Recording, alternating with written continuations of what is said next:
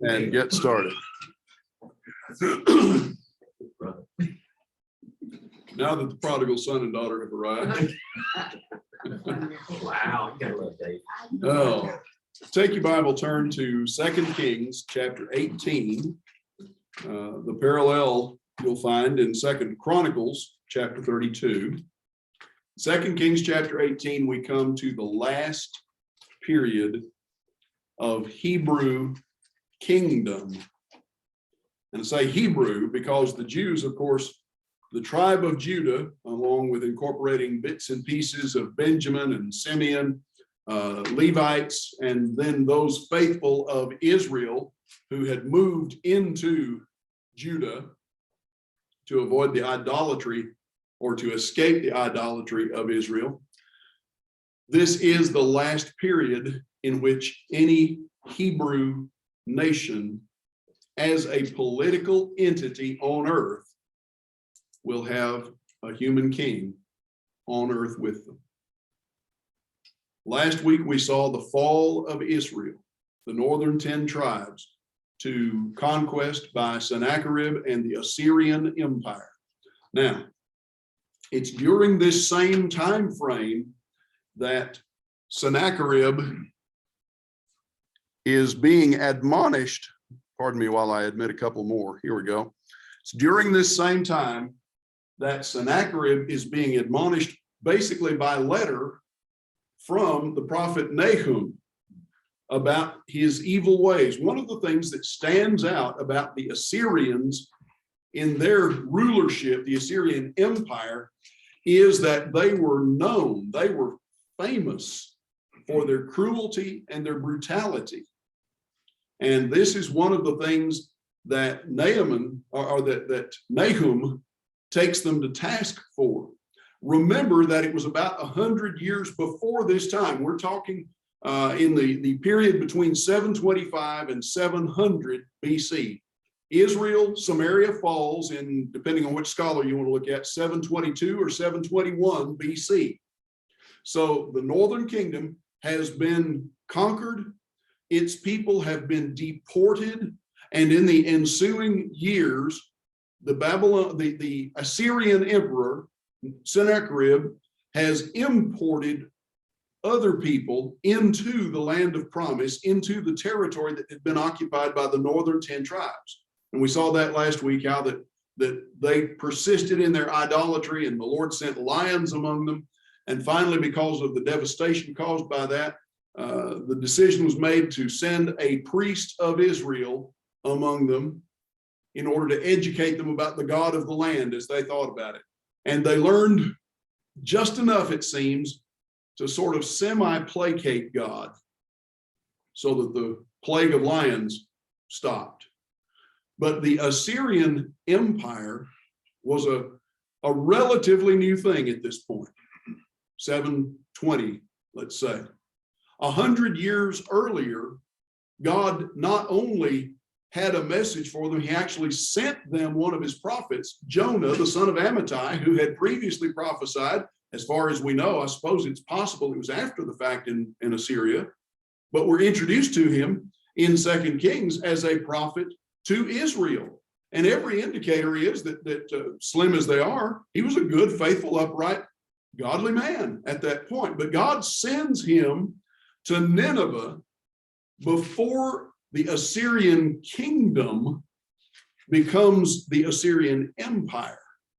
At this point in time, back in the 800s, about 820, 830 BC, at this point in time, the most worrisome foe for the nation of Israel is not Assyria.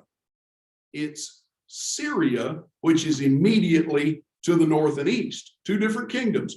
The Assyrians are much farther east in the Fertile Crescent, over in the region of the upper Tigris and Euphrates rivers.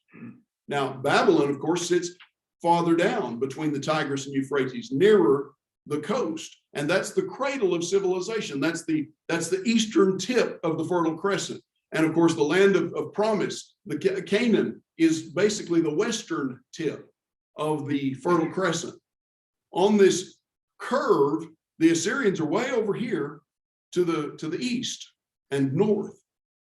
Syria, which is the kingdom that's causing Israel problems, Rezin of Syria, Rezin the king of Syria. Syria is the nearest dominant power to Israel. God sends Jonah to Assyria to warn them to repent. They're already embarking on the path that is going to lead them to empire, but along the way, they're going to adopt all of the cruelties, all of the violence, all of the brutality that they encounter. They're going to incorporate it along the way.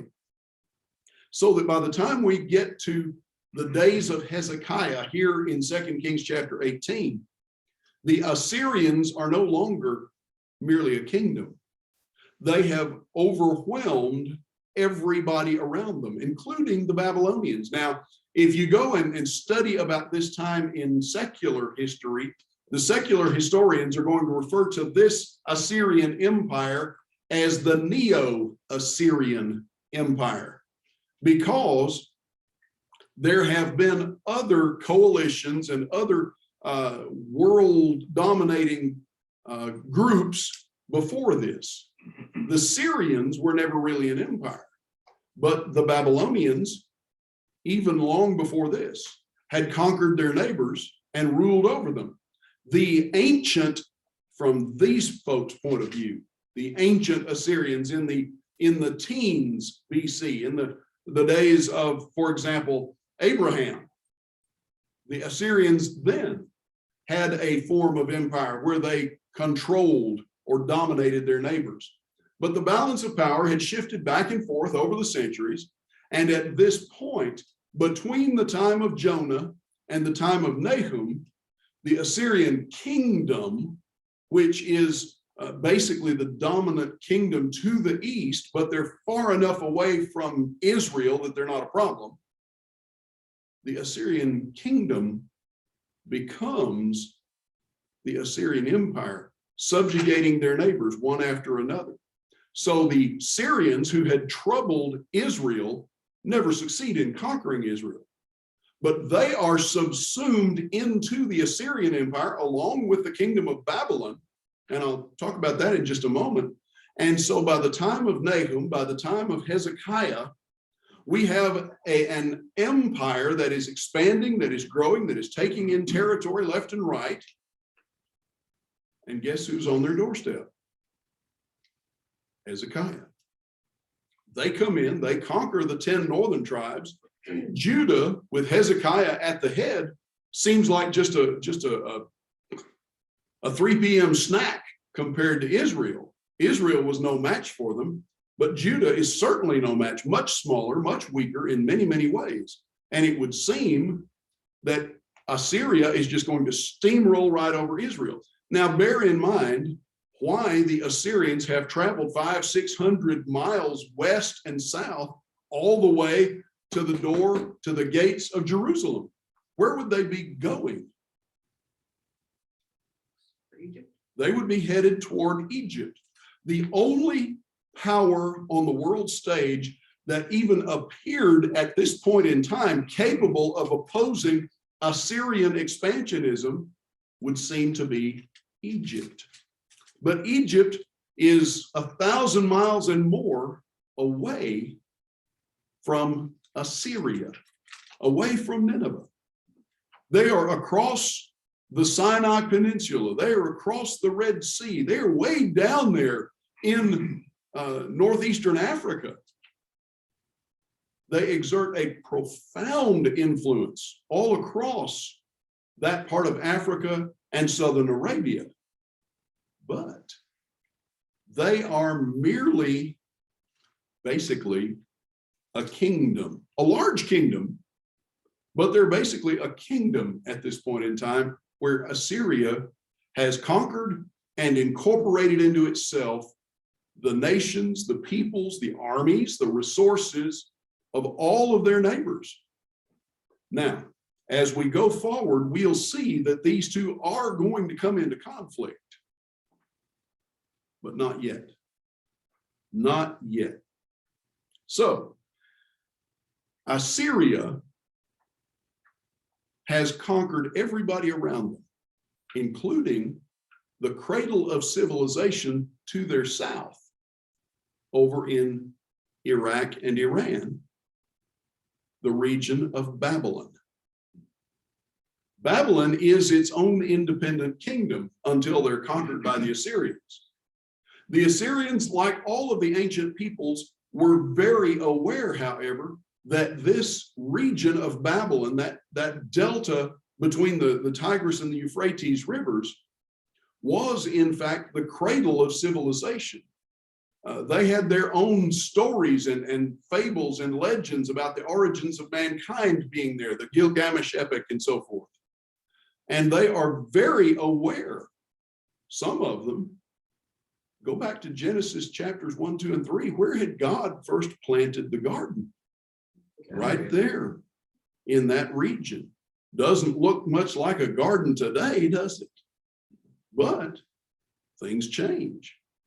So they're very aware that this is the cradle of civilization. This is an ancient civilization. Bear in mind that throughout that part of the world, even today, much less in ancient times, age was venerated, age was respected. And so someone who could document that they were a very ancient civilization, even if we're going to conquer them, they're going to merit a degree of respect from us simply because they're older than we are. That they have more life experience than we do. Here's one of, just to veer off of our biblical topic altogether for about 15 seconds. Here's one of the fundamental problems that the Western world has in trying to deal with modern China. The Chinese have never lost their sense of history. In their minds, they're just the leading edge of a 4,000 or 5,000 year old empire. And we've been around for what? 250 years.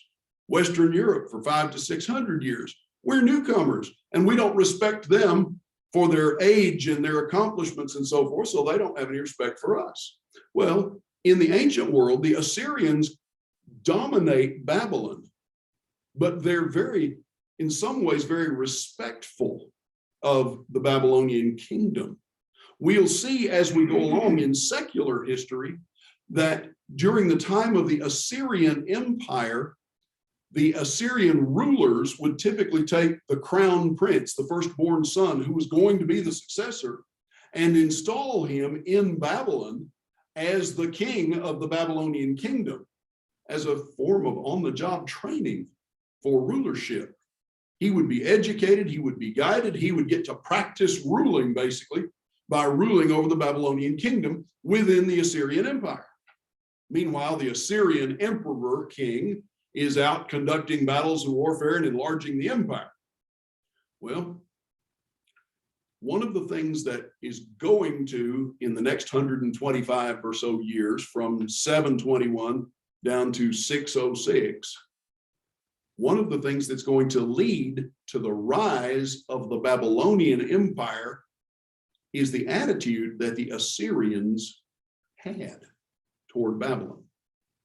Outwardly, very respectful because of their age, the fact that this is an ancient civilization. But in terms of the practical relationship, the way the Assyrians describe their relationship with the Babylonians is that Assyria is the husband and Babylon is the wife. Now, they thought of this one big happy family, but from the Babylonian end of the equation, it was, we live in a patriarchal society, women have no rights, women have no voice, women basically exist to do what the husband says. And the Babylonians, very aware of the antiquity of their civilization, of their past accomplishments and so forth, they didn't much care for that image of their relationship. They weren't interested in being Assyria's wife.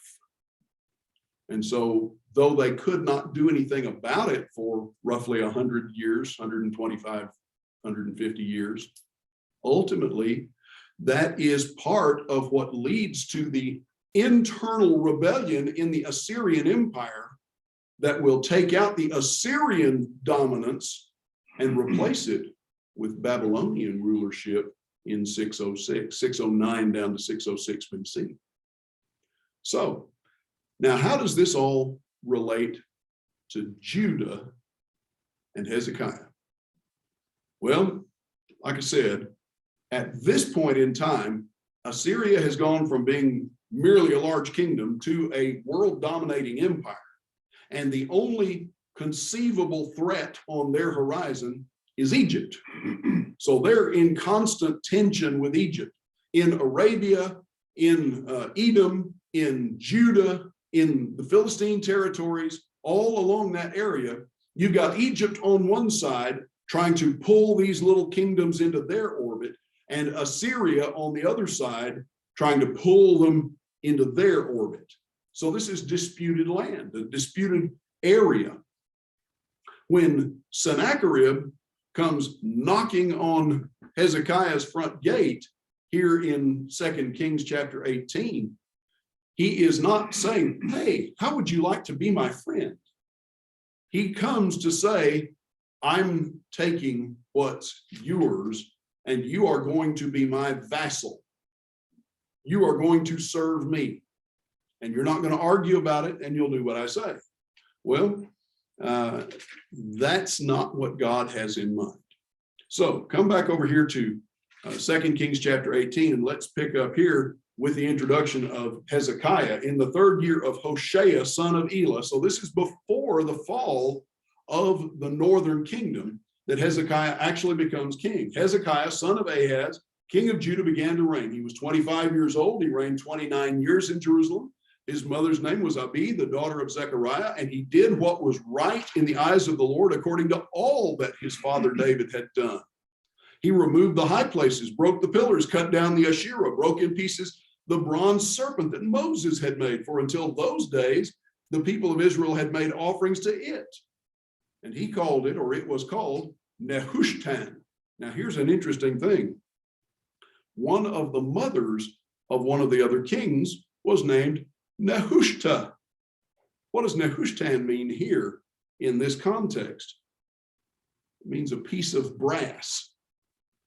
Hezekiah demolished something that our anthropological and archaeological type folks would love to get their hands on, an artifact of ancient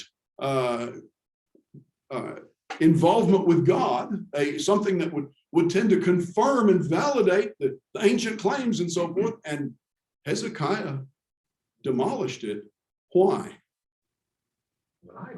They were misusing it as an idol. This goes all the way back to the days of Israel and Moses in the wilderness. The people whining and moaning and complaining, God sending poisonous snakes, fiery vipers among them, the people being bitten and dying. And so Moses makes this, dare we call it, totem, this symbol, puts it on a pole, raises it up. If you get snake bit, look at the brass snake and you'll survive. But there's nothing magical about it. It's not the embodiment of God or anything of that sort. It's not even a replica of God. It's merely something that was used in that circumstance. And lo and behold, what have they done with it? The same thing that the Vatican has done with splinters of the cross and bits of the ark and so forth over the last 2,000 years. They've turned it into an idol. And Hezekiah is having none of that and demolishes it. It's nothing but a piece of brass. Notice what it says in verse 5. He trusted in the Lord, the God of Israel, so that there was none like him among all the kings of Judah after him, nor among those who were before him. Now, we had an interesting conversation just before class began, comparing Hezekiah and Josiah.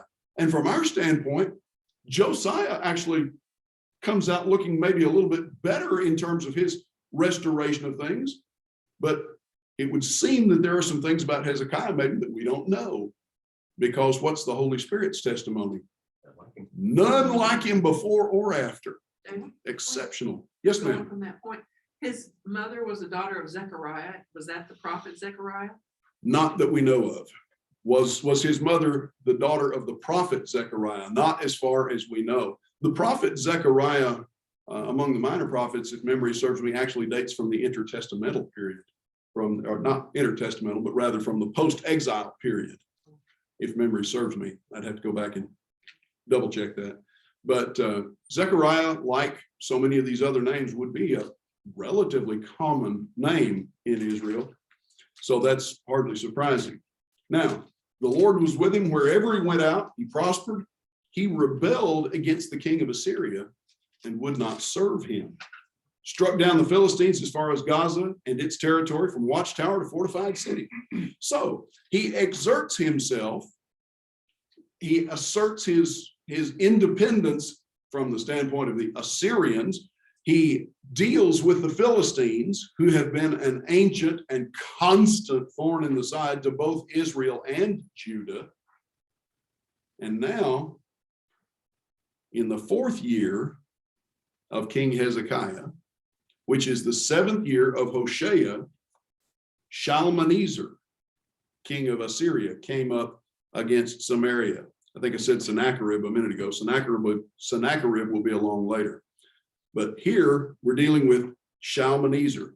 Now hold your place here for just a moment in chapter 18 and flip over to 2 Chronicles chapter 29.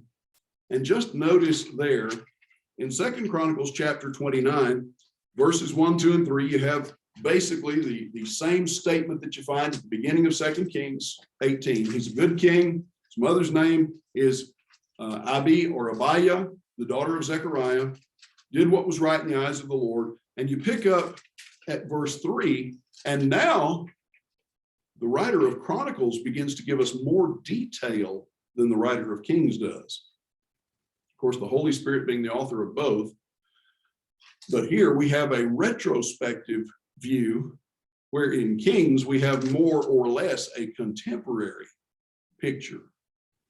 So the writing in Kings probably more nearly corresponds to the actual time of the events, whereas the writing in 2 Chronicles is a historic retrospective from after the exile is over. So we're basically 200 years almost down the road when 2 Chronicles is being written. In the 1st year of his reign, in the 1st month, he opened the doors of the house of the Lord and repaired them, brought in the priests and the Levites, assembled them in the square on the east, and said to them, "Hear me, Levites, now consecrate yourself, consecrate the house of the Lord, the God of your fathers, carry out the filth from the holy place. Our fathers have been unfaithful, have done what was evil in the sight of the Lord our God, have forsaken him, turned away their faces from the habitation of the Lord, turned their backs, shut the doors of the vestibule, put out the lamps, not burned incense or offered burnt." Basically, previous rulers. Now, wait a minute. I thought Ahaz wasn't he a not altogether terrible king? But going back, what do we find? He gave stuff to Assyria, the king of Assyria. Yeah.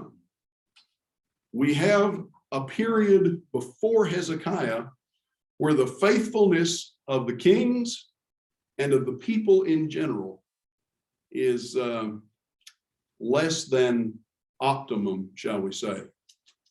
And what has been the result? It appears the temple has basically just been shut down. No sacrifices, no daily offerings, no burning of incense, no offerings of oil and so forth. The priesthood seems to be just kind of twiddling their thumbs in a manner of speaking. But one of the things to bear in mind as we look at this, which way do the priests tend to go? They tend to go whichever way the king goes, don't they? You get an unrighteous king, you get somebody like Manasseh down the road, and which way does the priesthood tend to go? They tend to let a whole lot of things slide. You get a righteous king, and they begin to sit up and pay attention and do their jobs again. So we've come to a period where worship, where the temple services and offerings and so forth basically have just been shut down. So Hezekiah calls on the Levites and the priests and has them to sanctify themselves, to cleanse the temple, to carry out all the unclean things and the clutter that's been there, so that they can start to put things right. Now, there's one more point that we want to emphasize here. There is a process in what he does. He doesn't just say, okay, go in, light the fires and start the offerings again. No, we've got to undo, we've got to correct, we've got to cleanse out all the messed up things that have accumulated here in order to set things right. I was going to say, First Chronicles 28 and 24 says exactly what he did. So Ahaz gathered the articles of the house of God, cut in pieces the articles of the house of God, shut up the doors of the house of the Lord, and made for himself altars in every corner of Jerusalem. So Ahaz had shut everything down because of his idolatry, his unrighteousness. So we come back over here. What's the first thing they do after they get things cleaned out? He says in verse 10, it's in my heart to make a covenant with the Lord, the God of Israel, to turn his fierce anger away from us. Don't be negligent. This is your responsibility. Get busy.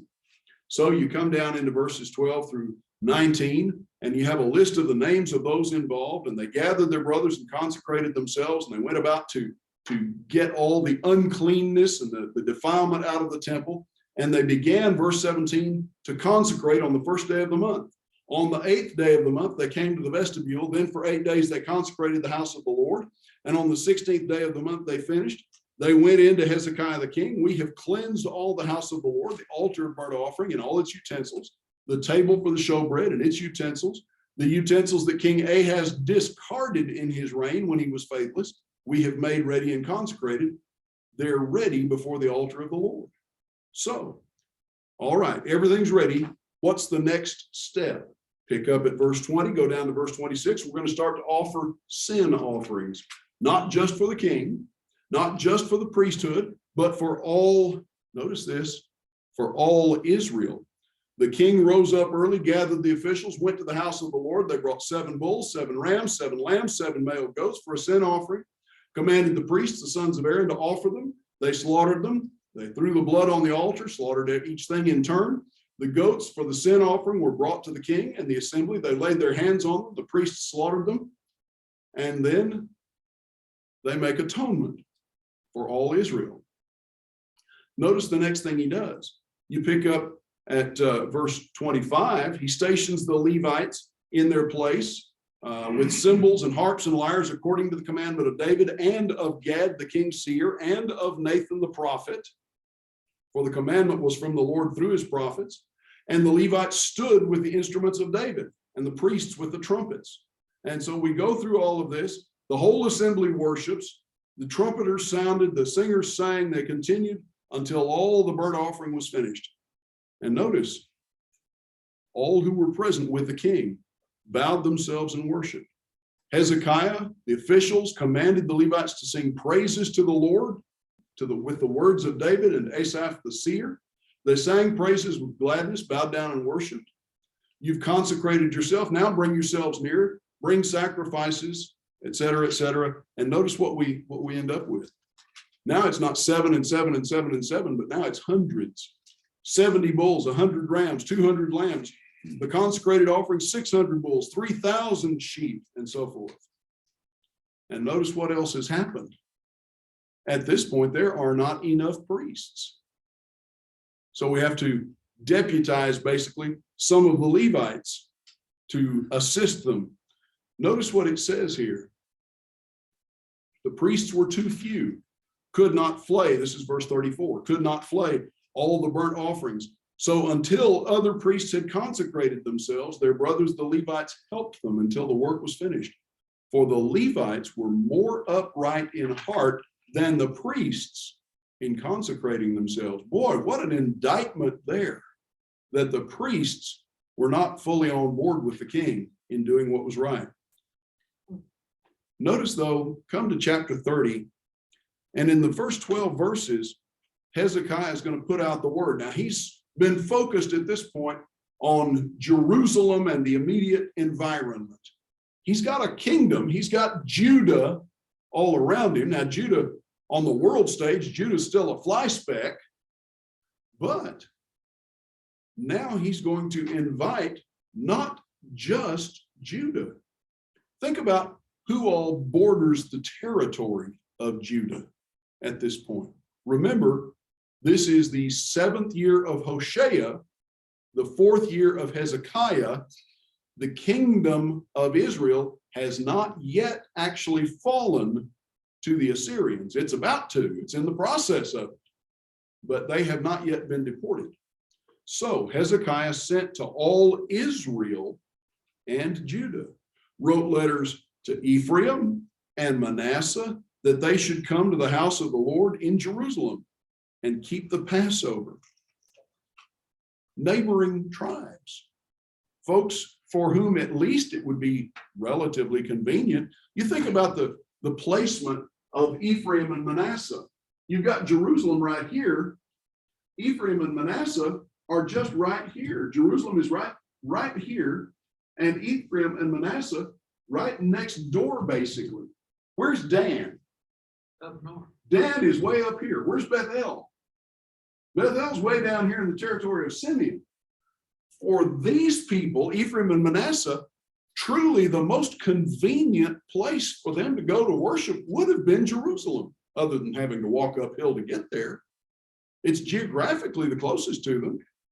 So Hezekiah sends letters to all Israel, inviting them to come home, as it were. Come back to God. Now, most of them scorn his invitation. Notice down here at verse 3, they could not keep the Passover in the first month because the priests had not consecrated themselves in sufficient numbers, nor had the people assembled in Jerusalem. So they're already off kilter in a sense. The law made provision for those who were unclean to keep the Passover in the second month. Now you've got basically everybody that's going to having to defer to the second month. And they decreed, they made a proclamation throughout all Israel from Beersheba to Dan, all the way from south to north, basically, that the people should come and keep the Passover. Sent couriers throughout all Israel with letters from the king. Return to the Lord, the God of Abraham, Isaac, and Jacob, that he may turn again to the remnant of you who have escaped from the hand of the kings of Assyria. Okay, that tells us what's going on. The Assyrians are now in the process of deporting, in the process of overwhelming. So not all of Israel has been taken yet. Those who are still available, come home. Don't be like your fathers and brothers who were so faithless that the Lord made them a desolation. Jump over to Deuteronomy chapter 28 for just a moment. And just let's remind ourselves of the words of Moses there. In Deuteronomy chapter 28, at verse 37, Moses warned the conqueror generation, the conquest generation. He said at verse 36, the Lord will bring you and your king, whom you set over you, to a nation that neither you nor your fathers have known, and there you shall serve other gods of wood and stone, and you shall become a horror, a proverb, a byword among all the people where the Lord will lead you away. What's he talking about here? Well, back up to verse 15. In Deuteronomy chapter 28, from verse 1 to verse 14, you have the blessings of obedience. When the Israelites go into the land of promise and they arrive at Mount Ebal and Mount Gerizim, what are they supposed to do? Well, they worship, but more specifically, They're supposed to shout blessings and they're supposed to divide, and half the tribes go up on the side of Mount Ebal, and the other half go up on the side of Mount Gerizim, and this half recites the blessings of God, and this half recites the curses of God. When you pick up in verse 15, if you will not obey the voice of the Lord your God, or be careful to do all his commandments and statutes, cursed shall you be in the city and in the field. And here's what will happen. And you get right down here to verses 36 and 37 in Deuteronomy chapter 28. if you persist, God's going to evict you from the land. And that's exactly what is in the process of happening to Israel in this moment in time. Notice his appeal over here in 2 Chronicles 30 and verses 8 and 9. Don't be stiff-necked like your ancestors. Yield to the Lord. Come to his sanctuary that he's consecrated forever. Serve the Lord your God, that his fierce anger may turn away from you. If you return, your brothers and your children will find compassion with their captors and return to this land. Notice this. This is significant because it shows that the disassembling, basically, of those 10 tribes was not a done deal. Now, Israel, the northern kingdom, is never going to exist as a kingdom independent ever again. But the people, there's still hope for them. If you return to the Lord, your brothers, your children will find compassion with their captors. That's the Assyrians. He may even be referring to those who've already been deported at this point, and return to this land. For the Lord your God is gracious and merciful and will not turn away his face from you if you return to him. If you return to him. The biggest word in all the Bible, if. Think about Jesus' words to the disciples in Matthew chapter 10, verses 32 and 33. If you confess me, if you claim me before men, then what will I do? I will own you. I will claim you, confess you before my Father who's in heaven. But if you don't confess me, I won't claim you. And by the way, just for the record, you might say, that context, Matthew chapter 10, verses 32 and 33, the confession there in its context is not a reference to the good confession. It's a reference to the concept of acknowledging God. Now, can you use that in reference to the good confession? If you do it properly, put it in its context. But don't make that a direct reference to something that it's not.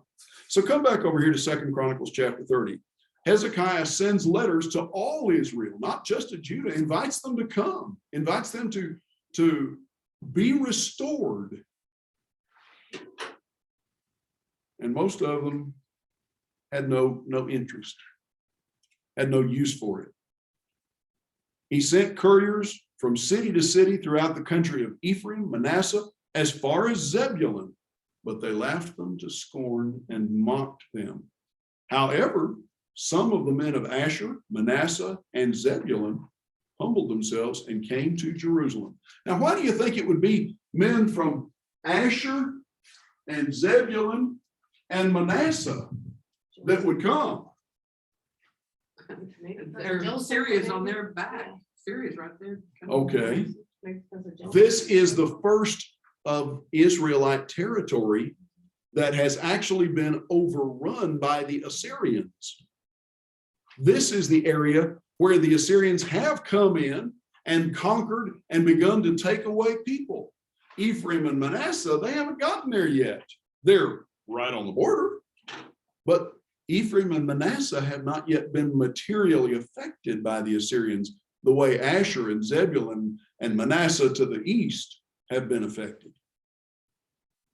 So, seeing things up close and personal sometimes has a very profound effect on your attitude, doesn't it? Many people came together in Jerusalem to keep the Feast of Unleavened Bread in the second month, a very great assembly, set to work, removed the altars that were in Jerusalem, all the altars for burning incense they took away and threw into the Kidron Valley. They slaughtered the Passover lamb on the 14th day of the second month. And notice what it says, the priests and the Levites were ashamed. So they consecrated themselves and brought burnt offerings into the house of the Lord. Why were they ashamed? Go back to the end of chapter 29. A whole bunch of them hadn't been on board with Hezekiah up to this point.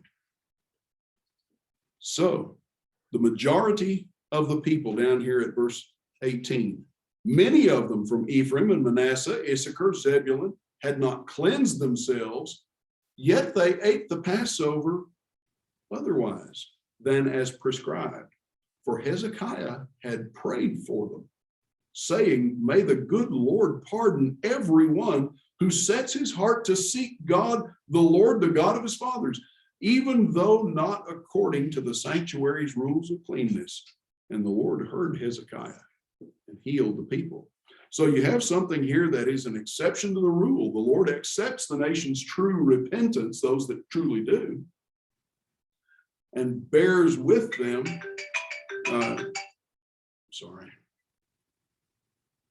Bears with them in spite of the circumstance. It is a misuse of passages like this, of circumstances like this, to try to make the case that we can always expect forbearance from the Lord when we don't do things exactly as he says. The whole principle of modern Christendom, of denominational Christendom, really rests on the idea that, well, what we do doesn't matter so much as why we do it. And so we're going to do what we want to do regardless. That's not what you have going on here. And it's a mistake to try to justify that kind of attitude with this particular statement, this particular incident. So the Lord accepts their repentance.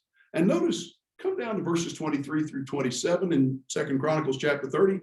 They finish the 7 days of Passover, and what do? Do 7 again. They celebrate for another week, basically just for the joy of the occasion, just for the sake of rejoicing that we have made things right. Our God is not angry with us now. Boy, isn't it good now? How often do we need to check ourselves and consider whether or not we rejoice in being in the presence of the Lord, in being in a good relationship with the Lord, or whether we consider that an onerous burden? I don't want to get up and go to church this morning. Well, preachers feel that way sometimes too. Anyway, come into chapter 31 now, and here we find Hezekiah restoring the law for offerings. And notice the response here. When the people have turned back to God, there's abundance in this circumstance. All this was finished. All Israel who were present went out to the cities of Judah, broke in pieces the pillars, cut down the Assyrian, broke down the high places, the altars, until they had destroyed them all. And notice, they didn't just stop in Judah. They went into Benjamin and Ephraim and Manasseh. And then they returned to their cities. And Hezekiah sets the priesthood in order, gets them busy doing what they're supposed to be doing. And the offerings begin to roll in, and the daily sacrifices are resumed and so forth. And notice, he commanded the people, verse 4, who lived in Jerusalem, to give the portion due to the priests and the Levites, that they might give themselves to the law of the Lord. Stop there for just a minute. Why did the king have to command the people to hand over the priestly portion? They probably didn't trust the priests because they were so wicked. They wasn't doing what they were supposed to do. Well, is it that they had not trusted the priests? They were disobedient. Or is it that the people at large had been basically as evil as the priests? When Ahaz shuts the doors of the temple and stops proper worship, stops the sacrifices and so forth, where does that leave the priests? It's like a period of the judges. You do what's right in your own eyes. Yeah, just like the time of the judges doing what's right in their own eyes, or maybe excusing themselves by saying, well, we've got to get along somehow. Where do the priests and the Levites live? Amongst the people. They live amongst the people. Initially, they had those 48 cities, but they've been run out of a lot of them in Israel. So you've got priests, Levites living in Judah that basically have no inheritance, no cities, no territory. How are they going to make a living? They're not receiving the offerings. The priests are not receiving the offerings that they would have depended on for part of their income. So where are they? It would seem that they're stuck kind of living pillar to post and having to get by. So Hezekiah starts putting things right. And he says, all right, now bring the offerings so that the priests can concentrate on being priests. You guys who preach, it's a great sermon here, the power of the influence of one man. Mhm. I'm thinking about just Hezekiah is the one who started all this good stuff happening. Yeah. That's pretty powerful. Point well taken, the power of one individual. Now, granted, he had a lot of power concentrated in his hands, but that just goes to show that when you have ability, you have responsibility, and he took it seriously. So he gives the commandment. As soon as it is noised abroad or spread abroad, what happens? The people gave in abundance first fruits of grain, wine, oil, honey, all the produce of the field, and the tithe of the dedicated things, and they pile it up. They begin to bring offerings like they were supposed to have. And Hezekiah's faith in God is rewarded. Now, this all takes place in the 4th year of Hezekiah, the 7th year of Hoshea, as the conquest and destruction and deportation of Israel is getting underway. Remember last week, I pointed out the fact that the conquest and deportation of Israel, the northern 10 tribes, takes place in 3 stages, in a sense, just like the conquest of Judah will take place a little over 100 years later. Well, this is the first stage. Now, jump back over to 2 Kings chapter 18, and notice here what's going on in the world. Verse 13, 2 Kings chapter 18, the 14th year of King Hezekiah. Okay, we're going to roll forward about 10 years. Things are going along. The 14th year of King Hezekiah, Sennacherib, king of Assyria, came up against all the fortified cities of Judah and took them. Now, wait a minute. I thought Shalmaneser was the king of Assyria. Well, he was 10 years ago. But now there's been a change in the rulership of Assyria. By the way, Shalmaneser is also known as Shalman, and as but there's another name, I forget what it is. It's known by 3 different names in the scriptures, in Nehemiah and in Isaiah, but same guy. So now we've got Sennacherib as king, and he comes and takes all the fortified cities that belong to Judah, that belong to Jerusalem. Now, this is about 701 BC. And archaeological records, things that have been found, stelae, things that have been, stone that has been carved with a pictorial record of the era. Okay, yeah, there's some of the Bibles that you can find, study Bibles have pictures of it. Archaeological records confirm that Sennacherib conquered these fortified cities on the northern side of Judah and took 200,100 prisoners away during that time period. So he's encroaching on Judah's territory at this point. And Hezekiah, the king of Judah, sent to the king of Assyria at Lachish, "What have I done wrong? Withdraw from me. Whatever you impose on me, I will bear." And the king of Assyria required of Hezekiah, king of Judah, 300 talents of silver and 30 talents of gold. Hezekiah gave him all the silver found in the house of the Lord and in the treasuries of the king's house. At that time, Hezekiah stripped the gold from the doors of the temple of the Lord and from the doorposts that Hezekiah, king of Judah, had overlaid, and gave it to the king of Assyria. So we have a weak moment for Hezekiah. He trusts in riches, vain riches. He trusts in the promises of the Assyrian rulership. The Assyrian record, historically, is a record of carrot and stick. We'll offer you the carrot. Okay, you want to buy me off? Yeah, buy me off. As soon as they have vacuumed up everything that they can lay their hands on of any value, now they come back with the stick, and they're coming for whatever is left at this point. So Hezekiah basically makes a blunder here. His actions demonstrate a lack of faith in God, not to overcome the Assyrians, but to protect him and protect his kingdom from the Assyrians. Now, notice down here in the last section, or in the midsection rather, verses 18 to 21, this is accompanied by a warning from Sennacherib. He sends word, the Tartan, the Rabsaris, the Rabshakeh, and these are terms that refer to offices, basically the general of the armies and the major domo of the house, and the think of him as the Secretary of State, basically. And the message is, don't lean on Egypt. Don't trust in Egypt to deliver you from this. The thing about this, the conflict in the world at that time is not between Assyria and Judah. It's not between Assyria and Edom, or the remnants of Ammon or Moab or the Philistines or any of those folks. The conflict is between Assyria and Egypt for dominance in the world.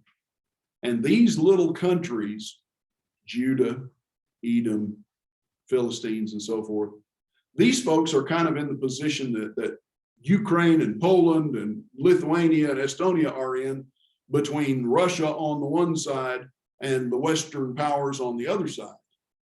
And they have to decide whose side they're going to be on. Well,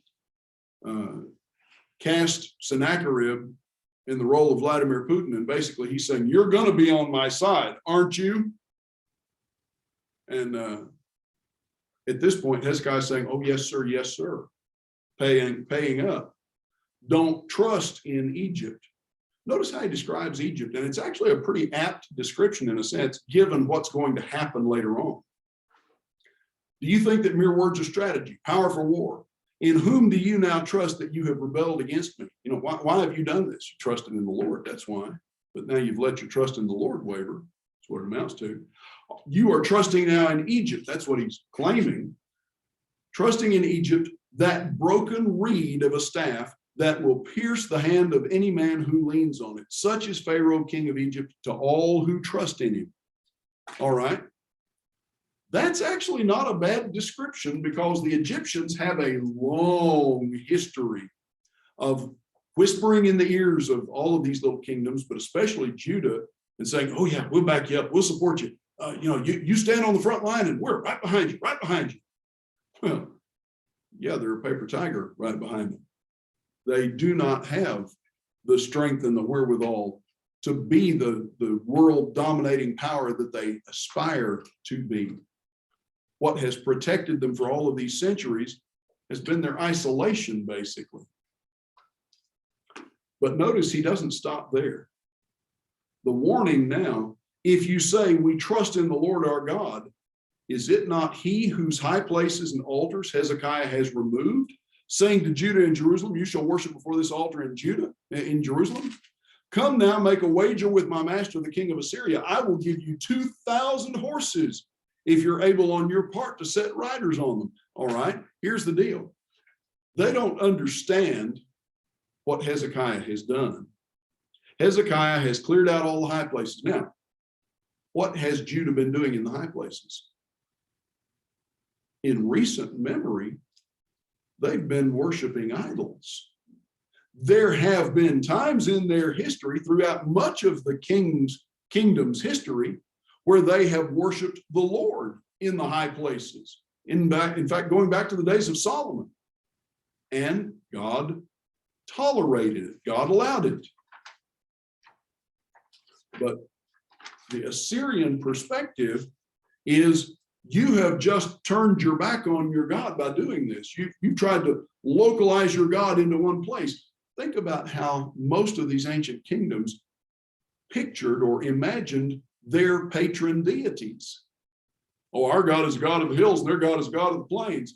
They tied their concepts of God to their territory, to their geography and topography. And so you get far enough away from your God, and he doesn't have any help. power to help you. We'll see that repeated in the days of Judah's conquest after Josiah is gone. We'll see the Babylonians dealing with that as well. But here he says, now let me illustrate just how pathetic y'all are trying to stand against us. I'll give you 2,000 horses if you can put riders on them.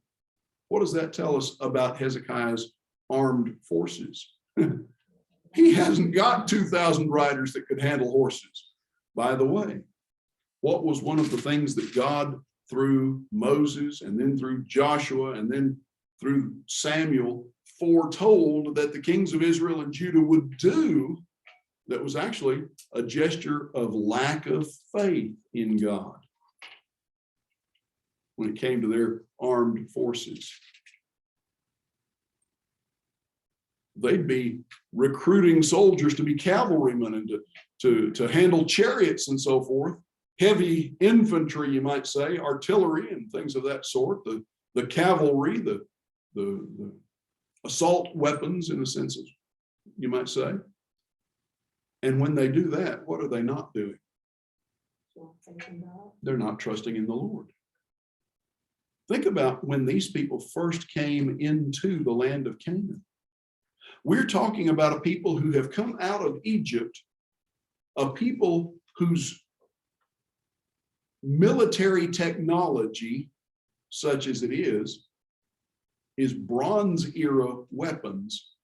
And they're coming up against the Philistines and the Canaanites, who technologically speaking are much more advanced. They're Iron Age peoples. They have superior weapons and technology, you might say, but God is going to deliver them into the hands of Israel.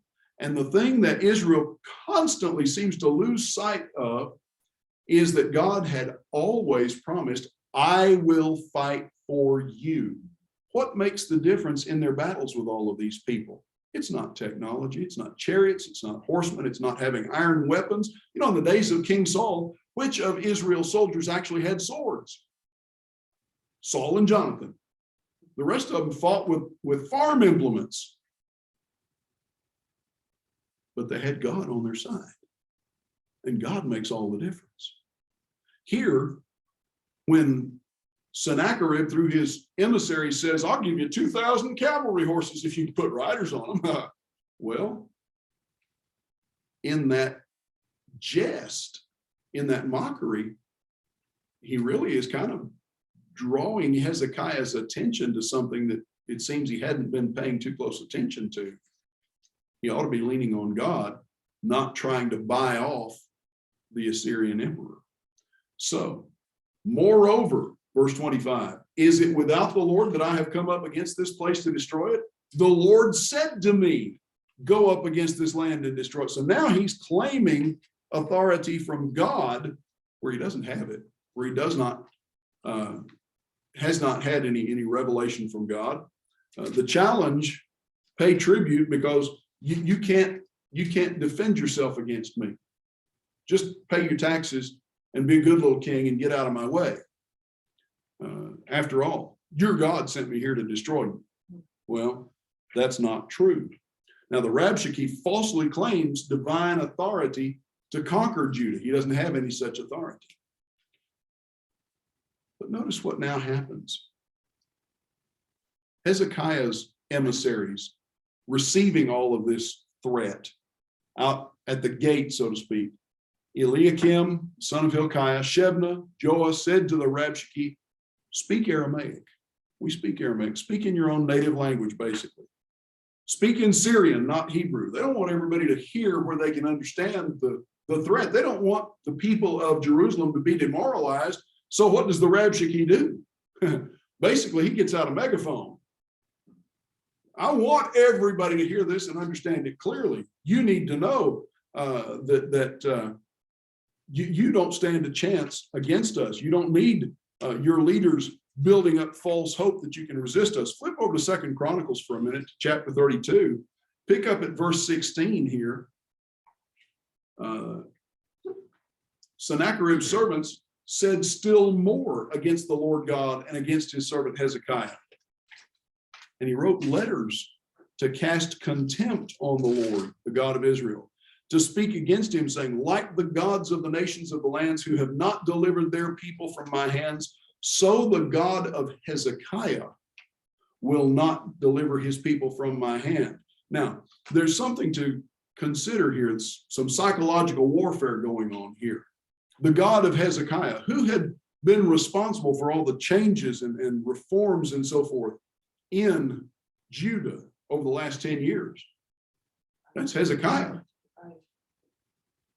But this has been, for some of the people of Judah, the changes amount to cultural and spiritual whiplash. They've been very accustomed to going along in the ways of idolatry. They've been doing it for decades, some of them. And now Hezekiah comes in and cleans things up, and you know, a new broom sweeps clean, and he's swept the land pretty clean. Is there any resentment toward Hezekiah? Not seemingly among the Jews themselves, but remember how his invitation was received among many of the people in Israel? They mocked him and scorned his invitation. The Rabshakeh, the emissaries of Sennacherib, they're going to know this response. And they're going to assume that there's going to be some of the same sentiment in Judah. If there is, the scripture doesn't record it. But they're presenting this from the standpoint, this is all Hezekiah's fault. Any bad thing that happens to y'all, that's Hezekiah's doing. He's offended your God, and now your God has empowered us to come conquer you. So don't be listening to your king. They're going to speak in the language of the Hebrews. We don't want them to hear, well, they're going to hear everything, and they pour it on. They shouted it with a loud voice in the language of Judah to the people of Jerusalem who were on the wall, to frighten and terrify them in order that they might take the city. Notice, they spoke of the God of Jerusalem as they spoke of the gods of the peoples of the earth, which are the work of men's hands. So on the one hand, they're not interested in honoring anybody's gods. On the other hand, they are interested in tearing down the people's belief in order to control them, in order to dominate them. Well, let's pause and just think about this for a minute. What do we see going on in our society in the 21st century? Breakdown of religion. You see religion generally, Christendom more specifically, and the beauty and purity of genuine Christianity in particular being mocked, being denigrated, being discredited pretty much on every hand, don't you? What does the First Amendment to our Constitution guarantee, among other things? Freedom of speech and religion. And guess what? Now we have a generation, we've had 3 generations now that have interpreted that to mean you can't have your religion out in public.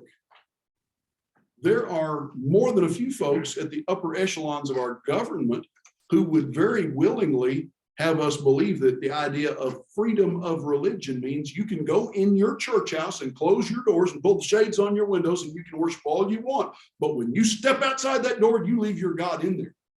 And don't you bring your religion into any kind of public decision. Think about what's happened with the last several of our Supreme Court justices who've been brought up for confirmation. Right down through Ketanji Brown Jackson, religion has been brought up as if it's a bad thing, as if you are not allowed to make decisions that bear on the public with any consideration of your religious convictions. That's not what the First Amendment says. Well, here you've got the Rabshakeh trying to get these people to look at their situation, to walk by sight and not by faith, to be terrified by the sight of the Assyrians there, and lay all the blame on Hezekiah. Who among the gods of the lands have delivered their lands out of my hand, that the Lord should deliver Jerusalem out of my hand? Now, back up to verse 33 in 2 Kings 18. Has any of the gods of the nations ever delivered his land out of the hand of the king of Assyria? Rabshakeh is now equating the God of Israel with all the heathen idols. And the writer of Chronicles notes that, as we saw. He talked about God just like the gods made with hands, just like the fraudulent things. But notice the people kept silent. The people were silent, did not answer a word. The king's command, don't you say anything. And so Eliakim, who's over the household, and Shebna and Joah, they bring the message with their clothing torn, sign of mourning and distress. They bring the message to Hezekiah. Now, the appeal of the Assyrians is this: don't trust in King Hezekiah. Don't trust in his God. You make peace with me, and I'll let you stay here in your home until I'm ready to move you. And when I move you, it'll be to a good place just like you got here. But I'm going to move you. That's the implication. No other gods have saved their peoples from me. What makes you think your God is any better than any other God? And so Hezekiah, no doubt, has heard all of this, probably had it relayed word for word, even as it was being spoken. But now the emissaries come in from the gate. Why would Hezekiah not be out there listening in person? He wasn't safe. Well, on one level, it's not safe, but also, who is he? He's the king. If he goes out there to meet with Sennacherib's emissaries, he's putting himself in a position that implicitly says, I answer to your authorities. I come running when your servants speak. Well, where does that leave me? I'm not even as good as they are. So Hezekiah is behaving as the ruler of his nation, as the head of his people, and he's letting his emissaries talk to their emissaries, and they're going to come back and they bring him word. Of course, he knows exactly what's going on. Well, in the meantime, in chapter 19 now, Hezekiah gets the outcome of this, tears his clothing, covered himself with sackcloth, went into the house of the Lord, and sent Eliakim, who was over the household, and Shebna, covered with sackcloth, to the prophet Isaiah, the son of Amoz. All right. Now here's where it gets interesting. And as we come down to the end of the semester in a couple of weeks, in 4 or 5 weeks, we're going to spend one class period doing nothing but looking at the 13 writing prophets in chronological order who correspond to this period of time. 13 of the writing prophets: Isaiah, Jeremiah, Ezekiel, Daniel, Zephaniah, Habakkuk, Nahum, Joel, Amos, several others, all correspond to this period of time. And they're interacting with these kings and with some of these other prophets and so forth. They're dealing with some of these foreign nations. Here we have Isaiah on the scene. Now, where has most of Isaiah's prophetic work been conducted? Israel. Isaiah has been nearly as much a thorn in the side to the kings of Israel, in a sense, as Elijah was to Ahab. But now Hezekiah is dealing with Isaiah as well. Bring him word to Isaiah the prophet, the son of Amoz. Thus says Hezekiah, this day is a day of distress, rebuke, disgrace. Children have come to the point of birth, and there's no strength to bring them forth. All right. So Hezekiah's words basically are saying, they're kind of a tacit admission. I've goofed up. I've brought us to this point where I don't have any ability left. I'm down to my last resort. Who's my last resort? God. Well, who should your first resort be? For too many folks, God is fire extinguisher faith. We want to have him. We want him there in case we ever need him, but we hope we never have to use him. Well, Hezekiah's come to the point where now he's got to use him. And so there's no strength to bring the child forth. So pray, lift up your prayer for the remnant that's left. And Isaiah says to them, here's the message. Thus says the Lord, do not be afraid because of the words that you've heard, with which the servants of the king of Assyria have reviled me. Behold, I'll put a spirit in him so that he shall hear a rumor, return to his own land, and I will make him fall by the sword in his own land. So what happens here? Well, they falsely claimed divine authority for what they're doing in chapter 18. They've accused God's power. They've impugned his power by equating him with idols there at the end of chapter 18. And now these words, verses 6 and 7, are repeated almost verbatim over in Isaiah chapter 37, verses 6 and 7, which is a form of divine confirmation of Isaiah's prophecy. And at this point, Sennacherib's servants are going to return and continue to defy the Lord, and they're going to lay out Sennacherib's demands on paper. Written demand. Here's what Sennacherib requires. And how does Hezekiah respond? They give him the formal terms of submission, and he takes the scroll into the house of the Lord and spreads it out before the Lord and begins to pray. Boy, what a tremendous example of how we ought to respond in the first place. Now, Hezekiah didn't respond this way in the first place, but he did figure it out before it was too late. And he took it to the Lord in prayer. 7:15, it's time for us to take a break. Questions, comments, thoughts, observations before we do? Online folks? All right. 15 minutes, we'll resume at 7:30.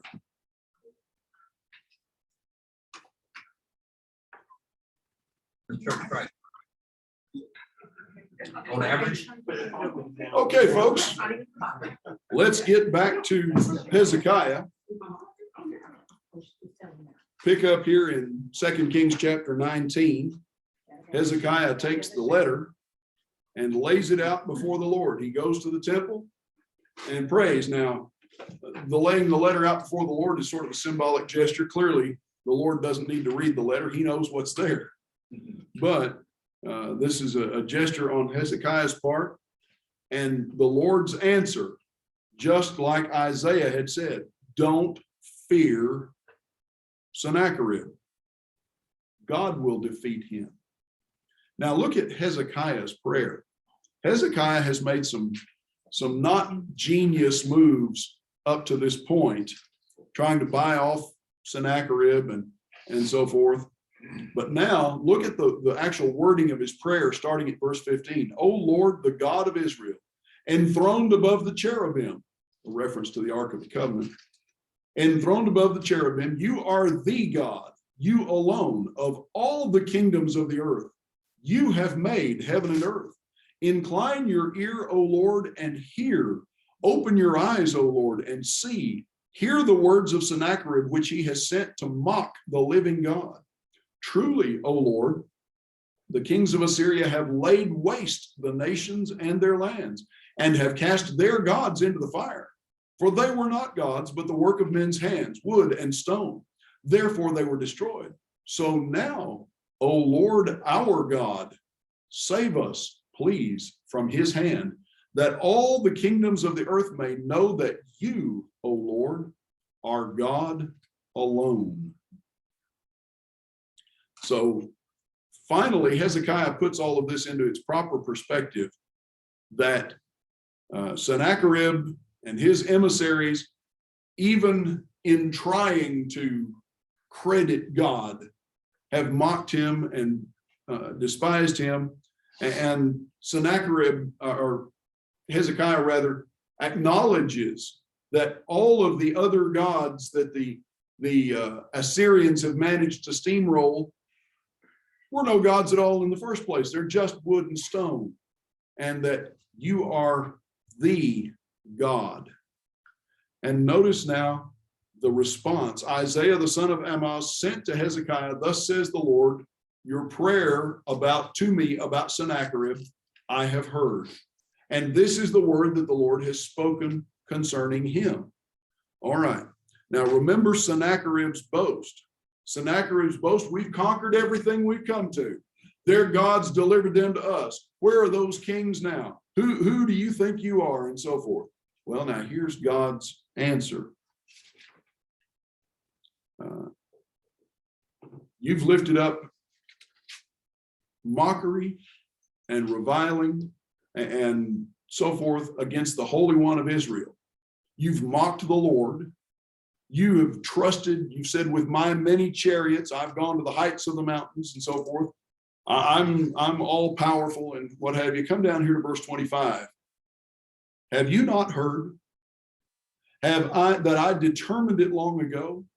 I planned from days of old what now I will bring to pass, that you should turn fortified cities into heaps of ruins, while their inhabitants, shorn of strength and dismayed and confounded, have become like plants of the field, and so forth. But come down to verse 27. But I know you're sitting down, and you're going out and coming in, and you're raging against me. Because you have raged against me, and your complacency has come into my ears, I will put my hook in your nose and my bit in your mouth, and I will turn you back on the way by which you came. So Hezekiah brings this prayer to God, and now God answers. And God's answer is addressed really to Hezekiah, to Sennacherib. You have blasphemed, you have spoken boastfully. I know everything that you say and that you do. Here are the signs that I'm going to give. And what's going to happen down here in verses 29 through 31, there's going to be a 2-year siege. And in the 3rd year, there won't be a siege. You'll be able to go out and plant and harvest. This is a sign for you. This is addressed to Hezekiah. This year, eat what grows of itself. And in the 2nd year, what springs of the same. In the 3rd year, sow and reap and plant vineyards and eat their fruit. The surviving remnant of the house of Judah shall again take root downward and bear fruit upward. For out of Jerusalem shall go a remnant, out of Mount Zion a band of survivors. The zeal of the Lord will do this. So it looks grim right now. It looks intimidating, but I'm going to take care of it. You trust me. Notice what God does not do. God does not just immediately turn the Assyrians away. God does not say, oh, you don't worry your pretty little head about that. I'll take care of this. He says, you, Hezekiah, you, Judah, you trust me. And then verses 32, 33, 34, then the Lord fights for Israel. Concerning the king of Judah, he shall not come into this city, or shoot an arrow there, or come before it with a shield, or cast up a siege mound against it. By the way that he came, by the same he shall return. He shall not come into this city, for I will defend this city to save it for my own sake and for the sake of my servant David. So he's going home the way he came. The defense of Jerusalem is the Lord, not their own army. Now you look at verses 35, 6, and 7, the end of the chapter, and here the prophecy is fulfilled. That night, the angel of the Lord went out and struck down 185,000 in the camp of the Assyrians. Now the skeptic says, oh, they didn't know how to count that high. But you know, archaeological evidence, what did we notice just a while ago? When the Assyrians came into the territory and conquered the fortified cities on the northern side of Jerusalem, how many captives did they take out of Judah? 200,000? 100? Yeah, they could count that high. There's no reason to doubt the numbers here. the angel of the Lord went out and struck down 185,000 in the camp of the Assyrians. When the people rose early in the morning, behold, these were all dead bodies. Then Sennacherib, king of Assyria, departed, went home and lived at Nineveh. And as he was worshiping in the house of Nisroch, his god, Adramelech and Sharezer, his sons, struck him down with the sword and escaped into the land of Ararat. And Esarhaddon, his son, reigned in his place. Now, what happened? Sennacherib turns back because what's going on? Esarhaddon was not the oldest son. Adramelech, or Sharezer rather, had been the son originally appointed to be his successor. We don't know why, but he had been deposed from that position, and Esarhaddon, the younger brother, had been put in his place on the throne in Babylon to rule over Babylon, on the job training like we were talking about an hour ago.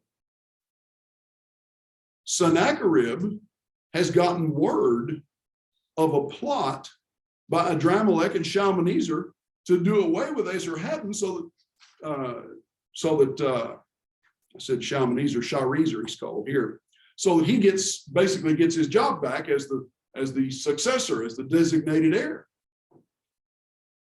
Esarhaddon gets wind of it, puts up a fight. Sennacherib, heading home,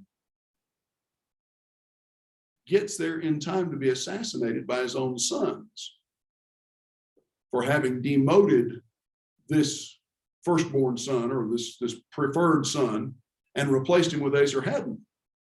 In the meantime, after they assassinate Sennacherib, Esarhaddon brings an army of Babylonians and overwhelms them and winds up being the next king, the next emperor of the Assyrian Empire, even though the machinations had been intended to get rid of him. Well, guess what? Here's God in action, foiling the plans of those who would have altered God's plans. Go back here in chapter 19 and notice verse 25. Verse 25 shows the foreknowledge, the foreplanning of God's will and the execution of it with respect to Syria. Have you not heard that I determined it long ago? I planned from days of old what now I bring to pass. It's sort of, when you read that and you think about it for a minute, it sort of sheds new light on God doing things from the foundation of the world, doesn't it? We get over to Revelation and we read about what? The Lamb slain from the foundation of the world. But guess what? God charted this all out. Not just the sacrifice of the Lamb, but the course of history before he ever pushed the start button, so to speak. God fights for Israel. Sennacherib does not come into Jerusalem. He goes back home and gets assassinated, gets him out of the way. 185,000 Assyrians are killed. What natural cause could do that in a single night?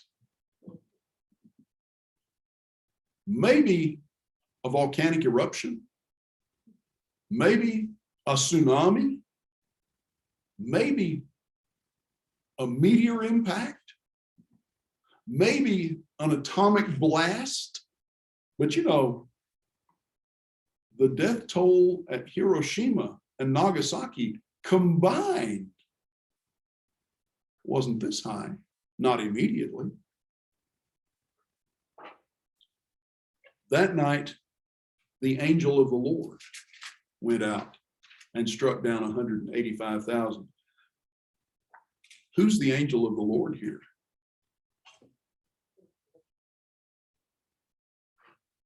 There are a number of passages in the Old Testament in which the angel of the Lord, the only answer that makes sense identity-wise is the Lord Jesus, pre-incarnate Christ.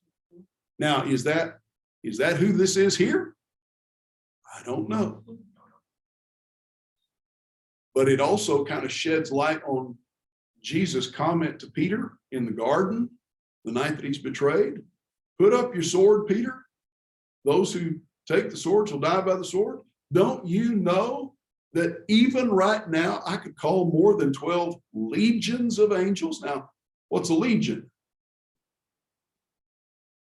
In the Roman world, a Roman legion, and that would be the logical context of that statement for those people at that time in that place. In the Roman world, a Roman legion typically consisted of about 6,000 soldiers. Sometimes it was 5,500 infantry and about 500 or 600 cavalry. Sometimes it was an even 6,000 infantry plus 600 cavalry. Now think about this. 12 legions of angels. Okay, we're somewhere between 72 and 80,000 angels. And one angel in one night took care of 185,000 Assyrians.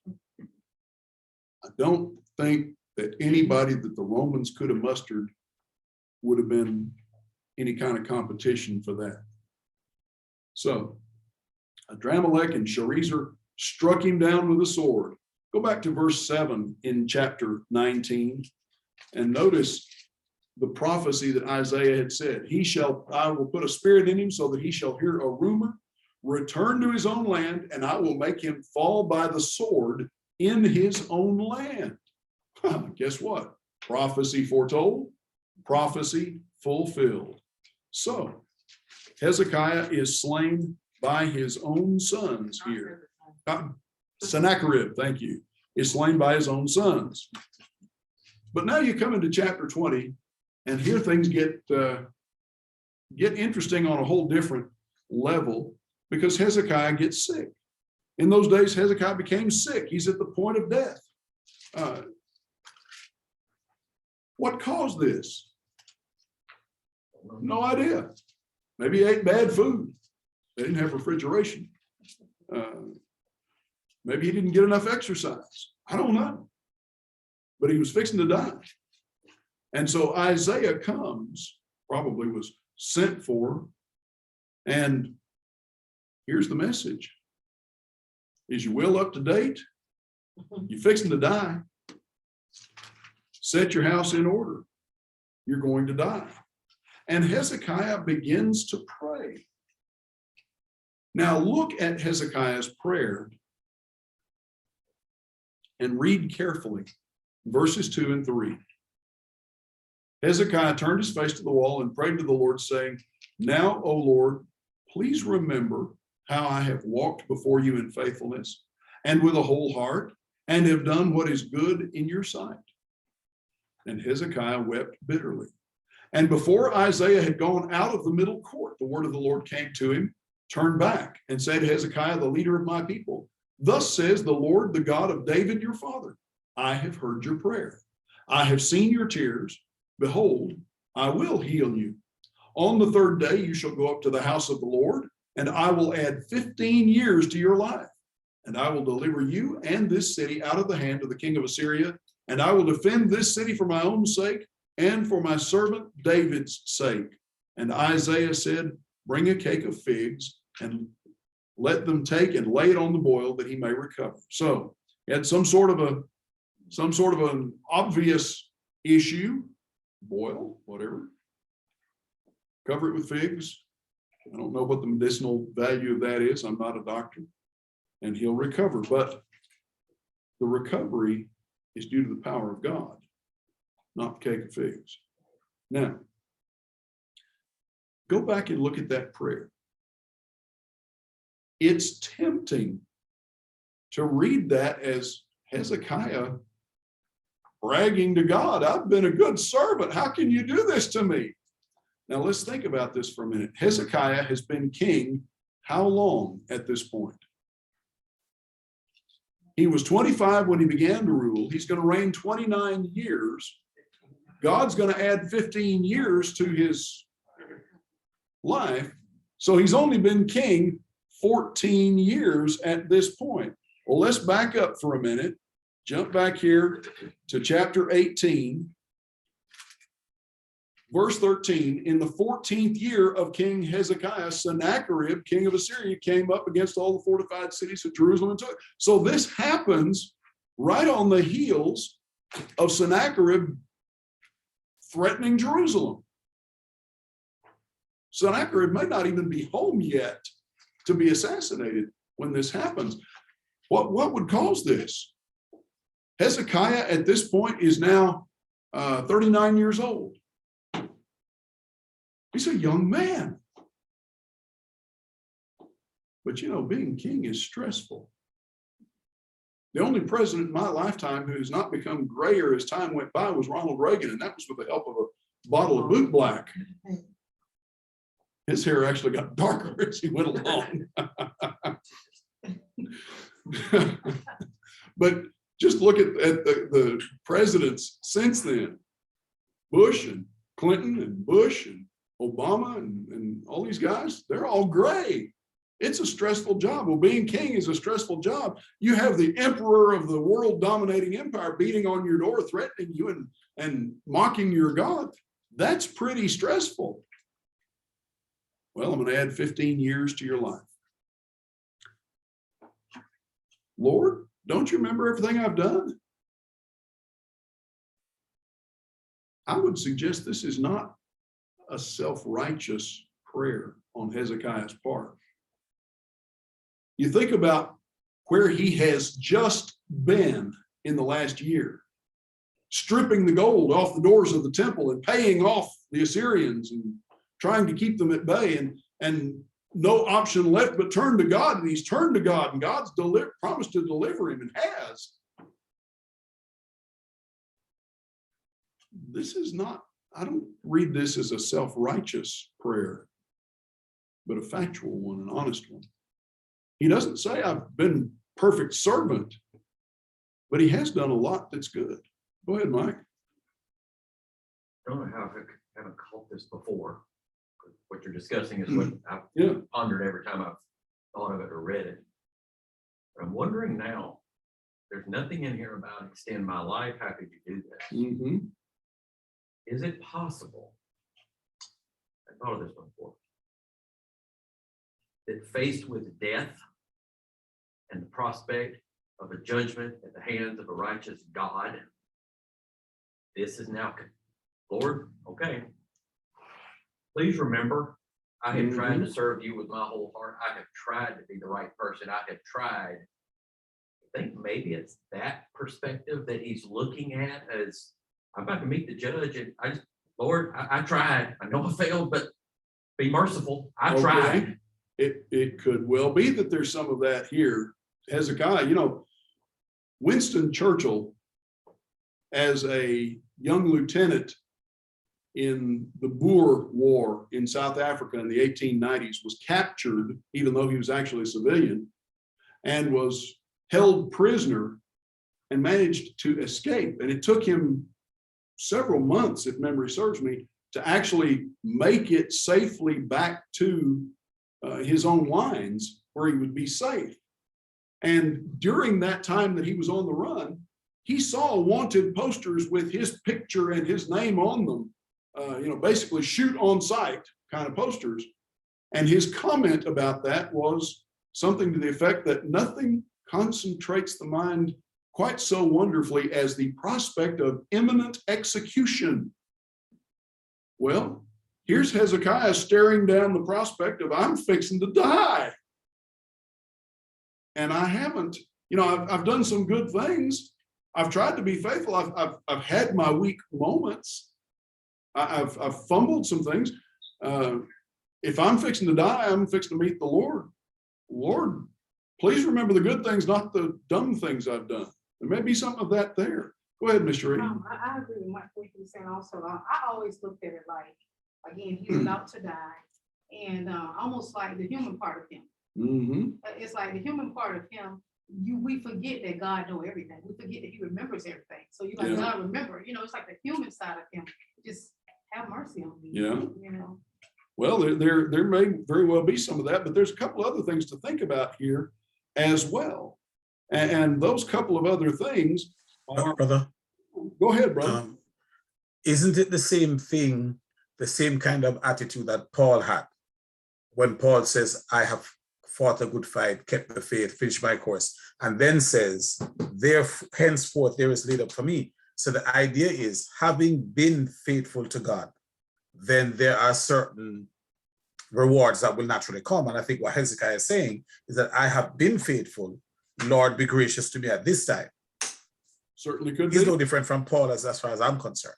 So certainly could be. Now, there are a couple of other things to notice here that maybe we don't really realize the chronology. Number one, he's 39 or perhaps 40 years old at this point. And in that culture, that's still a relatively young man to be cut off at 40. Effectively, that would be read as a disgrace, a sign of God's disfavor toward him. He's a young man. He's not been wounded in battle or anything. To die young, that's humiliating in a sense for a king. But also, he would die childless if he dies at this point, because Manasseh is going to be born during the 15 years that the Lord adds. So God's not done with him just yet. God answers prayers. He will be healed. He will survive. So during this 15 years, now let's just take a moment and think about this just sort of on the fun level for a second. If you know you've got 15 years to go, what are you going to do with your 15 years? They crank out a child if I don't have one. Well, yeah. He's in the avenue and air. He's going to get busy and have an heir, yes. But Well, they have the lineage. They want their if line to go. you know that your time is limited, what sort of use will you make of your time? He knew exactly it's 15 years. I think I'm Yeah. gonna start living with that end zone in mind now. I would think, among other things, he might very well have circled a date on the calendar, or at least a year on the calendar. Did God tell him he had 50 more years, or did it? I just will say- add 15 Oh, more oh, years. okay. Now, if we knew when the world was going to end, how would we live?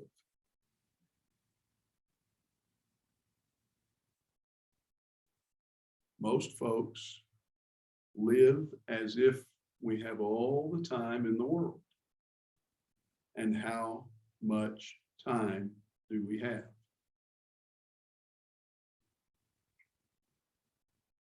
We have today. Those who deceive themselves into thinking, I had a classmate in high school, in a high school Bible class one time, when I was in high school, was asked why he had not yet been baptized. He was older than I was. Family in the church, grown up, been in Bible class since he was an infant in arms. Why haven't you been baptized yet? I'm going to wait till I'm an old man before I get baptized, because that way I want to be sure I get to heaven.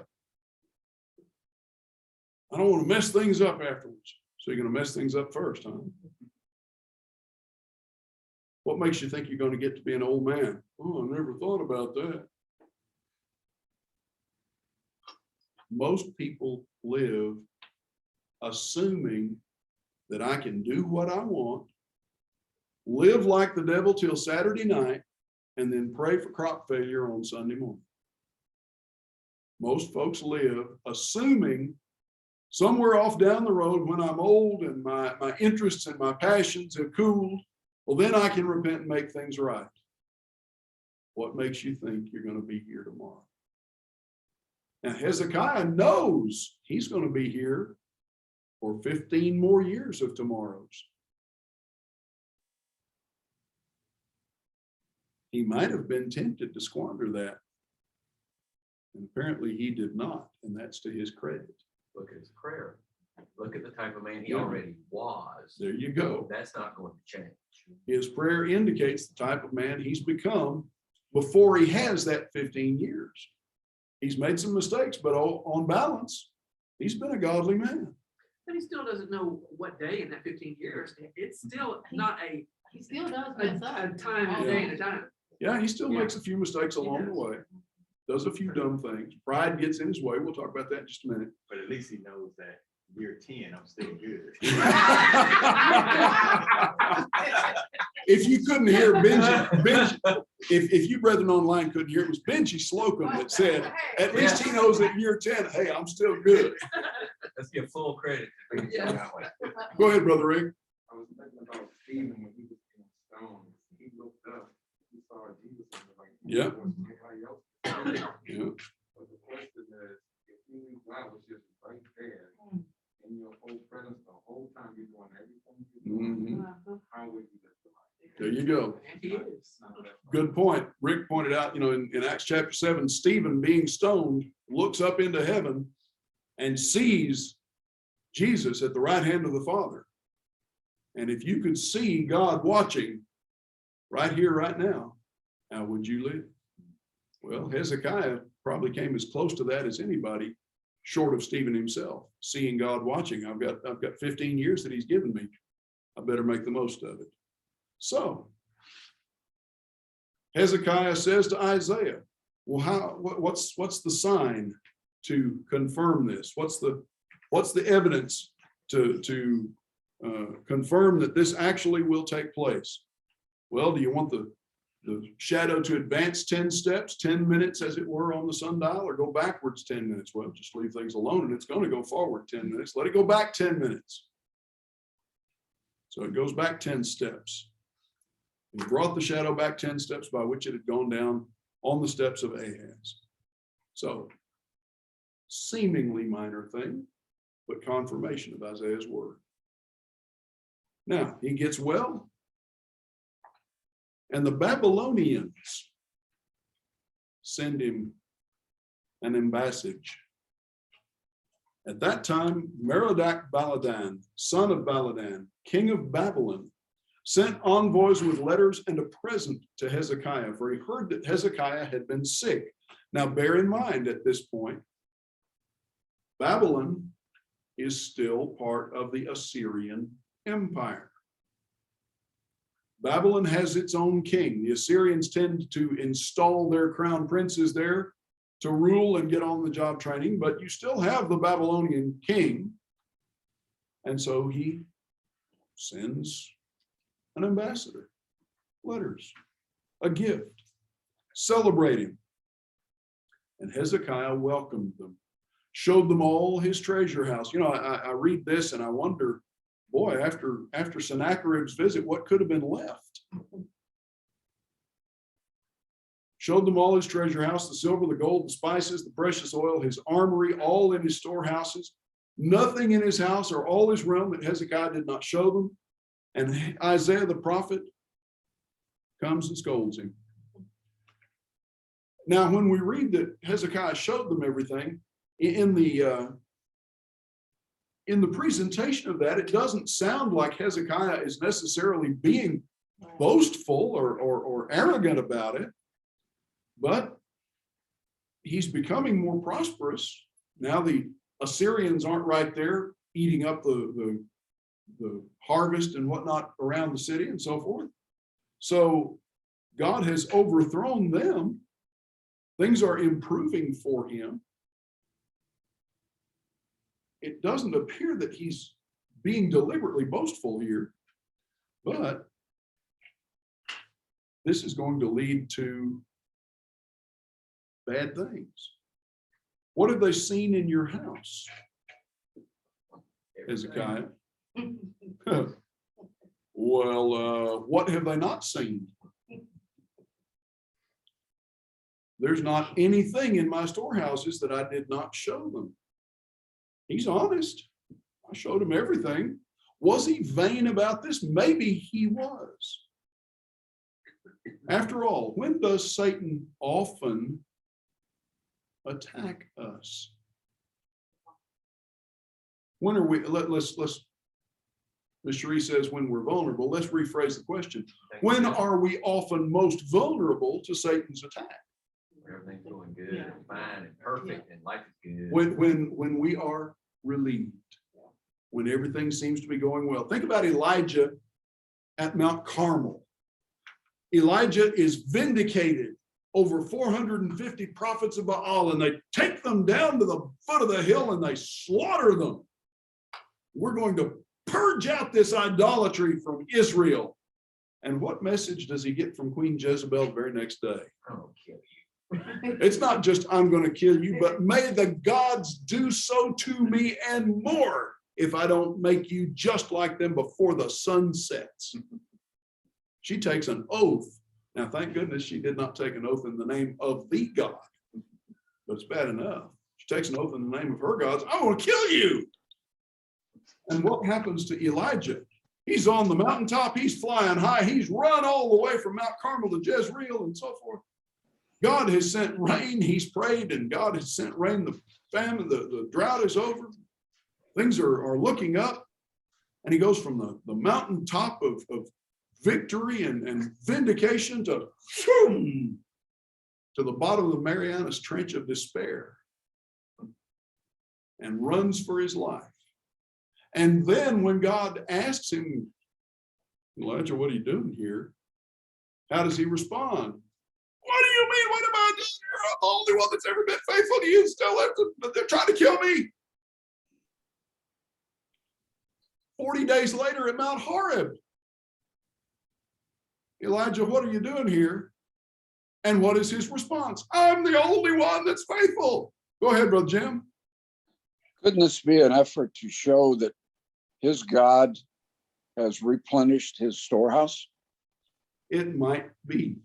It might be an indicator that God has replenished what he had lost through the extortion of Sennacherib. Might be.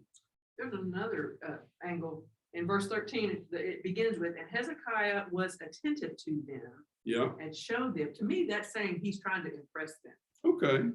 That's my take on it. The New King James says he was attentive to them and showed them. The ESV says he welcomed them. Oh. So whether he's trying to impress them or whether he's just being neighborly and sociable, if Merodach Baladan, the son of Baladan, is the actual Babylonian lineage rather than the Assyrian image, the Babylonians they may be the greatest vassal kingdom in the Assyrian Empire, but they're under the Assyrian thumb much the same way that Judah has been.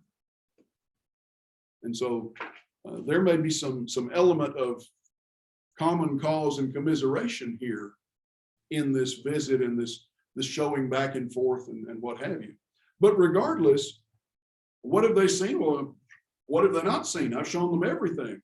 And notice what Isaiah says to him. The days are coming when all that's in your house, all that your fathers have stored up till this day, shall be carried to Babylon. Nothing shall be left, says the Lord. And some of your own sons who shall be born to you shall be taken away, and they shall be eunuchs in the palace of the king of Babylon. Then said Hezekiah to Isaiah, the word of the Lord that you have spoken is good, for he thought, why not? If there will be peace and security in my days. Now, Isaiah's message basically is, Hezekiah, that was a dumb thing to do. But it also anticipates what's going to happen in the days of Zedekiah. Now remember, in Israel, you have a series of lineages. You have 20 kings in Israel and 20 kings in Judah from the time of Jeroboam and Rehoboam down to the end of each nation.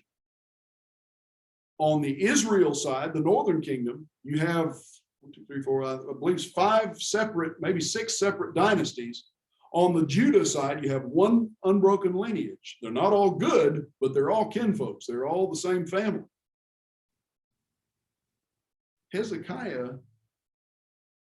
Hezekiah's descendants are going to go into captivity.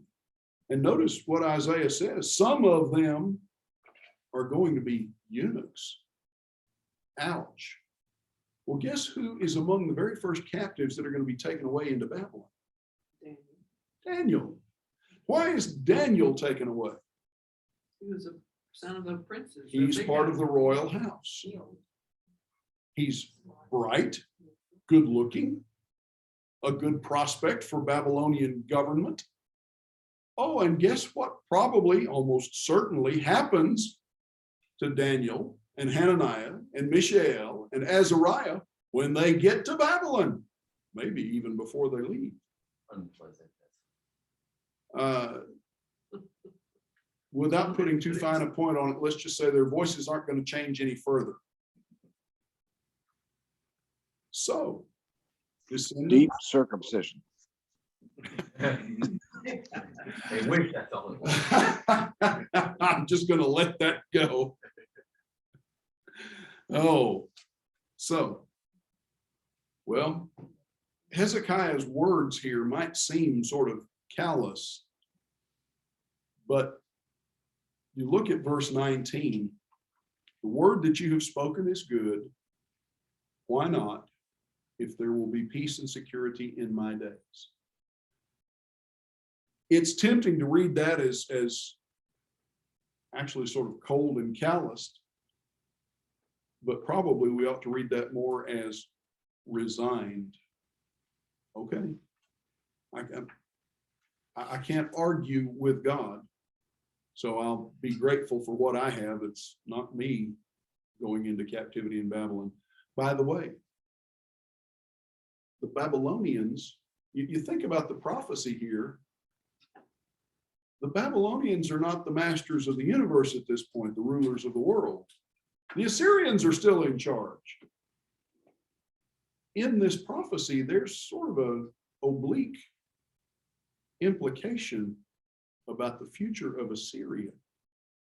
From a military and economic and political standpoint, if you take God out of the picture and you just look at the circumstances of ancient history, there is no logical reason that the Babylonians should have been successful in A, overthrowing the Assyrian government, and B, just basically glomming onto and taking over the Assyrian Empire more or less intact. But what you see in history is that Babylon, as a ruler of the empire, kind of comes out of nowhere and just streaks across the sky like a brilliant shooting star, conquering everything in their path, making the Assyrians look incompetent by comparison, and then just augers into the ground the same way that a shooting star just burns out and disappears. There's only one explanation for the Babylonian Empire: God. There's no other logical explanation for the Babylonian Empire. Well, look down here at the last little paragraph in chapter 19, and you have you have the statement here: the rest of his deeds, all his might, how he made the pool and the conduit and brought water into the city. Are they not written in the book of Chronicles of the kings of Judah? Hezekiah slept with his fathers. Now, the conduit of Hezekiah, the tunnel of Hezekiah, this is actually a pretty impressive engineering feat, because this conduit or this tunnel is about about 3/8 of a mile long. It's about 1,750 feet long, almost 600 yards long. And it goes from the Gihon Spring, which is an artesian type spring. It's a pressure spring on the east side of the Kidron Valley. It goes from there under the Kidron Valley into the city of Jerusalem to what in the New Testament is known as the Pool of Siloam. And the pressure of the water in the spring moves the water through the tunnel so that there is a constant, stable water source in the city of Jerusalem proper. Now, when Sennacherib was knocking on the gate, there's no water source in Jerusalem except what they have carried in. After the fact, the city will never be without water again, because Hezekiah provided this tunnel. Now, this is one of the greatest engineering works of that period, in a sense. Hey, do you think it was from a lack of faith about building that conduit? Was that a lack of faith? I don't think so. From the standpoint of utility, that's something that actually makes good sense. It's a public work. I mean, if he's thinking about maybe sometime down the road, that we could see one city. Yeah. So we have a steady water supply coming. Yeah. Now, if he has a lack of faith, he's certainly concerned about that. But think about this as well. In Matthew, Mark, Luke, and John, how many different references do we find to the Pool of Siloam? And instructions from Jesus. Blind man with some clay. Yeah. Wash in the pool. The angel stirs the waters and I can't get in fast enough and so forth. But also, Gihon, it was familiar to me. It's mentioned in Genesis. Yep. The name of the second river is Gihon's one, which goes around whole. Is that the same? Okay. Is the river Gihon in Genesis the same as the spring here? Genesis 2:13. I don't know. That's the authoritative answer. I don't know. I just found it interesting. It is It's a interesting. familiar, By the same token, we do need to keep in mind there is a lot of similarity of names and a lot of similar names. You know, think about that there are a number of cities among the territories of the 12 tribes that share the same name. You have Judas Iscariot, Judas from Kiriath, which is in the south, but you also find the same name applied to a city in the territory, if memory serves me, of Issachar in the north. There are a number of places that share the same name. Go through the division of the land in the book of Joshua and each tribe's cities and so forth, and look and see how many cities and towns in different territories have the same name. Think about the Zechariah that we were talking about in the last hour. Abijah, the daughter of Zechariah. Well, which Zechariah? More than one. Think about the fact that in the Old Testament, you have Hosea the prophet, you have Hoshea, the last king of Israel. You also find Oshea, another prophet or servant, I forget which. You have Joshua, the successor to Moses. And you come over into the New Testament and you have Jesus, the Savior of mankind. All 5 of those names are all variations on the same theme. They're all the same name, just in Hebrew and Aramaic, and in our case, in English, Jesus from Jesus, in Latin from Jesus in Greek, which is the Greek translation of Joshua, basically. Go ahead, Brother Benji. Making a pool looks like something that needed to be done. I mean, Yeah. for that to be done in that day and time, and you know, you don't have to go outside the city in order to get water anymore. Yep. I mean, that's like a blessing. That is. You don't have to walk over it would be over half a mile out there and back to get water. And you'd have to go down across the valley and up and down across the valley and carry the water back in. And they've been doing that for hundreds of years. Well, you find in 2 Chronicles chapter 32 at verse 30, the description of this. In verse 29, Hezekiah likewise provided cities for himself, flocks and herds in abundance, for God had given him very great possessions. This same Hezekiah closed the upper outlet of the waters of Gihon and directed them down to the west side of the city of David, and Hezekiah prospered in all his works.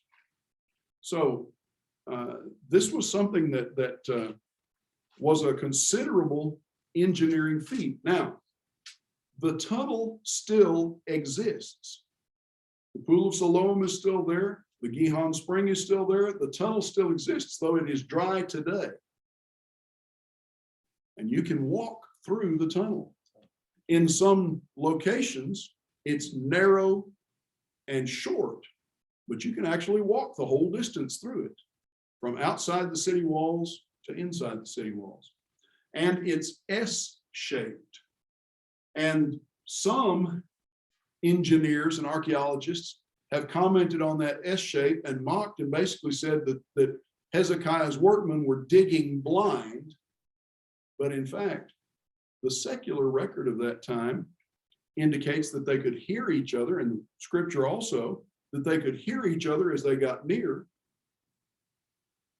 And you look at the geology of that area where the tunnel actually goes, and what they did was they followed a natural route through the stone along a fault, as it were, so that it minimized the amount of hard rock digging they had to do. They weren't dumb or ignorant. They laid out the course on purpose in this way in order to bring water into the city. So But they couldn't count to 185,000. no, they couldn't count to 185,000, but they could dig an astonishing engineering feat. Right. Yeah.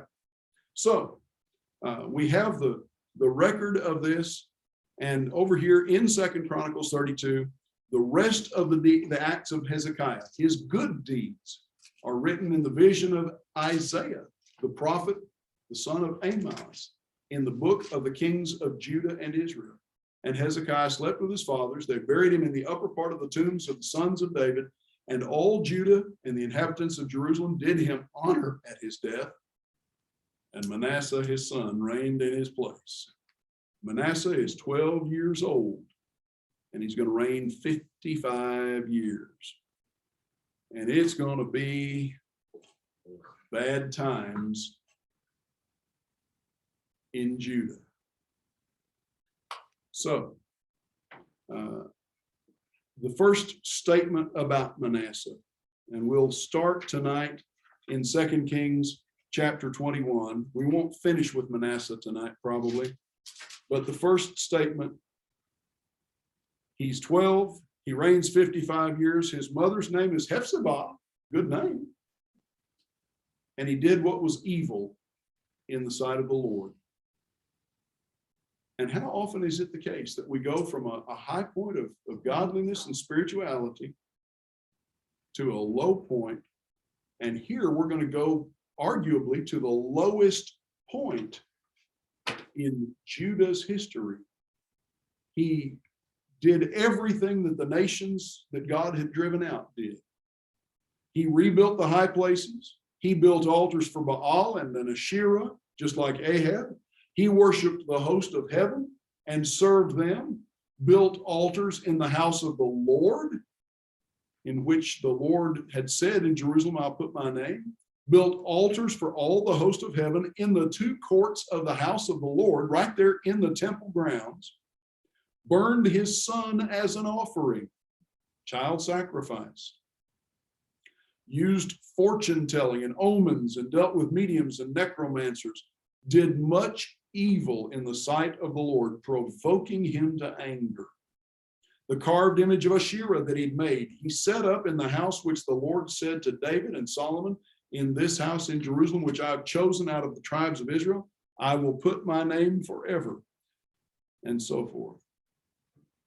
Notice down here at verse 8, you have the statement of God's promise. I'll put my name there forever if they'll just be faithful to me. It's the gist of it.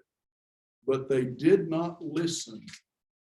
And Manasseh led them astray and did more evil than the nations had done before, whom the Lord destroyed before the people of Israel. So Manasseh is the polar opposite of his own father. How often do we see godly parents with wicked, ungodly children? How do you account for that? Samuel, Eli. Eli, Samuel, yeah. Others like them. Was it neglect? Perhaps. But there's nothing here that says that Hezekiah neglected Manasseh. On the other hand, Manasseh is 12 years old when he becomes king. He's just a kid. Somebody's advising him. Somebody's advising him. And one of the things to think about is that in every kingdom, in every generation, there are always advisors like Isaiah, advising to do good. Advisors like Jeremiah, advising to do good. But there are also advisors like Hananiah and Shemaiah in the days of King Zedekiah, false prophets, advising evil. Look at our own political circumstances in Washington. You've got the Democrats and the Republicans, the executive branch, the legislature, the courts. And then you've got what else in Washington? Bureaucracy.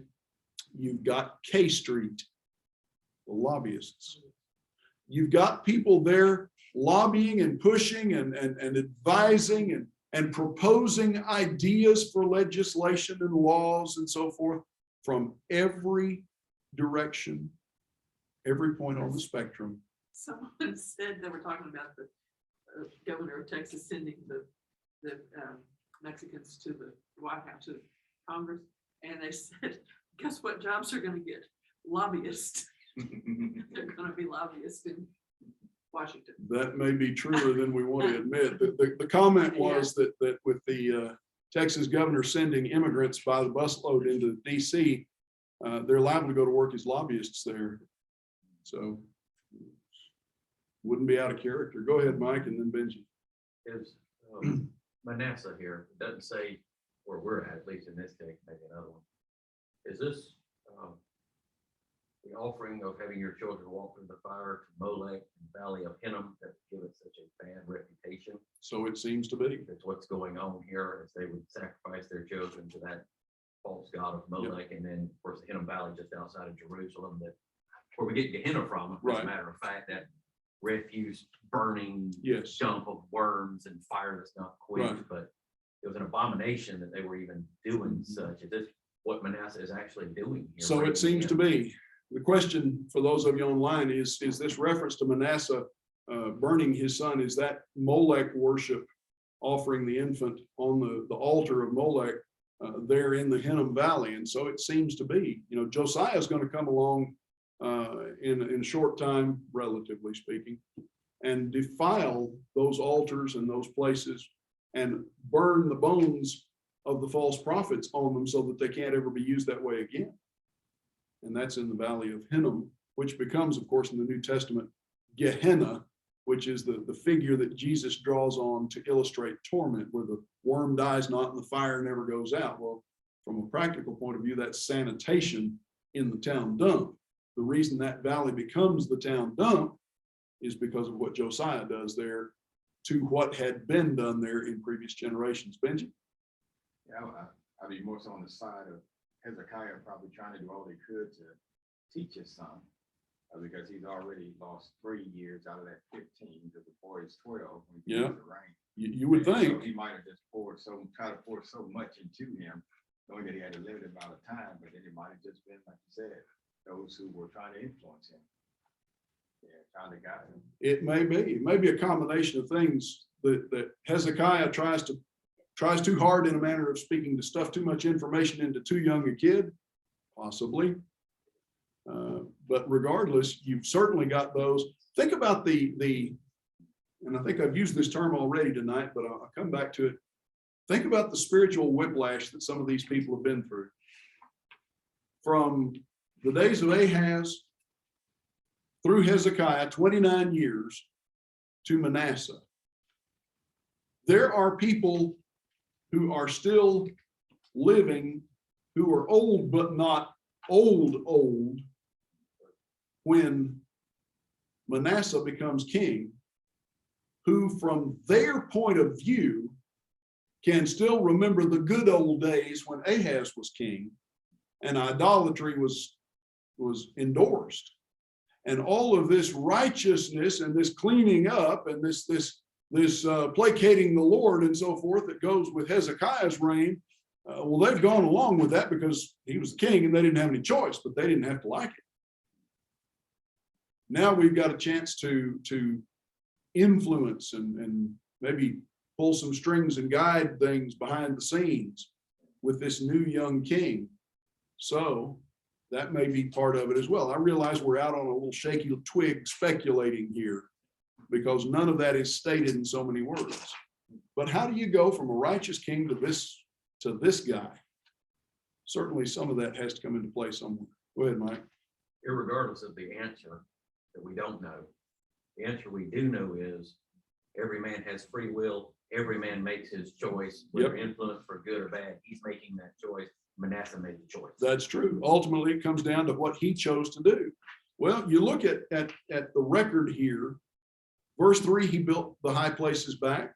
He built altars to Baal. He erected groves for idolatrous worship. He served all the host of heaven. He built altars in the temple, built altars in the court of the temple. He offered human sacrifices. He practiced astrology, witchcraft, put idols in the temple, did more evil than all the nations, the Canaanite peoples that God had expelled. And notice verse 16 down here in chapter 21 in 2 Kings. Moreover, Manasseh shed very much innocent blood till he had filled Jerusalem from one end to another, besides the sin that he made Judah to sin so that they did what was evil in the sight of the Lord. So, Manasseh, in a nutshell, and I know our time is now concluded, Manasseh was one nasty, ungodly young man. Somebody had to put the nail in the coffin for Judah.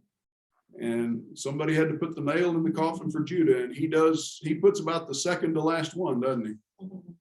It's interesting to me that critics of Christian people in the Bible always point to the God in the Old Testament that killed all these people. They never talk about the men in the Old Testament who killed the innocent people, and they're doing the same today, aborting innocent souls. That's true. They always have to point to the God, and a God, we can always say God was the righteous God passing judgment on evil people, Yeah. but they don't ever talk about these guys Well, like Manasseh. what did Elijah challenge Israel with? How long go you halting, limping between two opinions? Pick a side. Pick a side, The legs of the lame, and that doesn't mean unpopular, it means crippled. The legs of the lame are not equal. Well, human nature seems to be to always try to shade things in the direction of what we favor. And those who favor unrighteousness always try to accuse the righteous of the very things that they themselves are involved in. We'll stop here and we'll talk a little more about Manasseh and then move on to Josiah next week. Comments, thoughts, questions, observations? It makes you wonder with Manasseh how much of a blessing that extra 15 years. Right, because we're kind of talking about. He wouldn't be here if it weren't for this. Well, yeah, but God's gonna put somebody in that role. Anyway, that's his design. It could be him, it could be Esther, it could be Manasseh, whoever. But like Benji was saying, well, it's gonna be 14 years of fun, and then I'm gonna straighten up on your 5th. I don't know what kind of life did he lead between, Well, to influence his son, or I don't know. There's a lot of unknowns there. But you think about, oh, good, I got another 15 years. Well, but you look at the son that is gonna. But you look at the epitaph for Hezekiah, The rest of the acts of Hezekiah and his good deeds are written in the vision of Isaiah. And Hezekiah slept with his fathers, and they did him honor at his death. So that would seem to indicate that he spent those last 15 years in a productive way, in an upright way. And Manasseh, how does Manasseh wind up being the scum that he is? Well, it could have been benign neglect on his father's part, but to me, that seems improbable.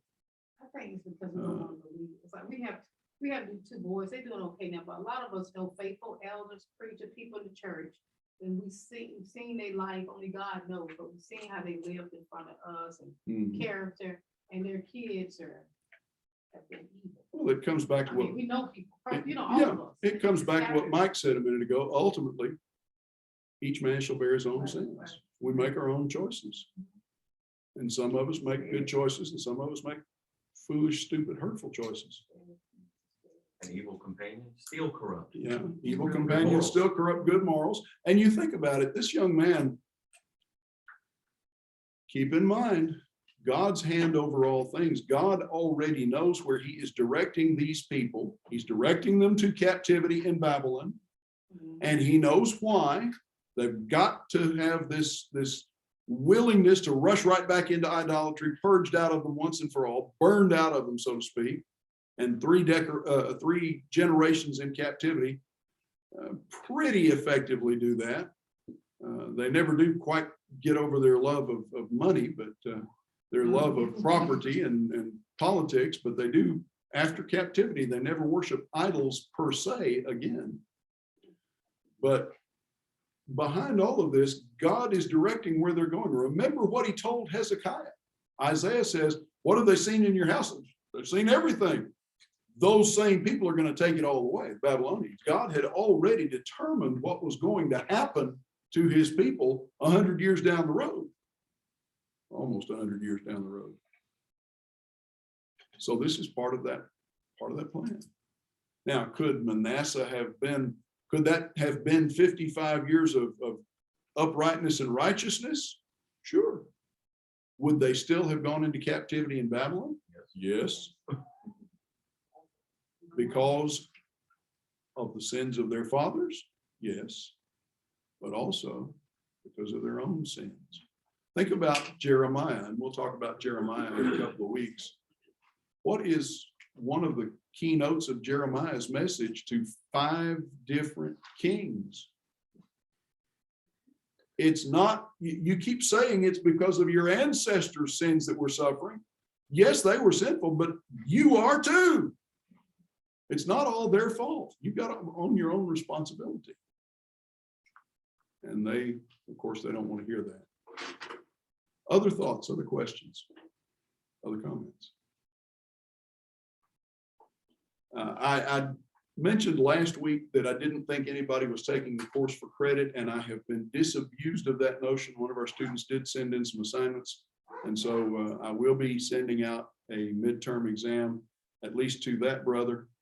If there are any of the rest of you who intended for this class to be for credit, please let me know, because my records indicated everybody was auditing. And so I've got at least one to correct. And I have directed that brother to the parallel. I'm teaching this class at Piedmont Road as well, and I'm 6 weeks ahead of us there. So I have directed him to the midterm review for that. So if anybody else is taking this class for credit, let me know so I can send you to that archive and bring you up to speed, because we're already past that point in this class. Any other comments? Any other thoughts? Good night, everybody. Thank you for being here. Good lesson. Thank you, sir.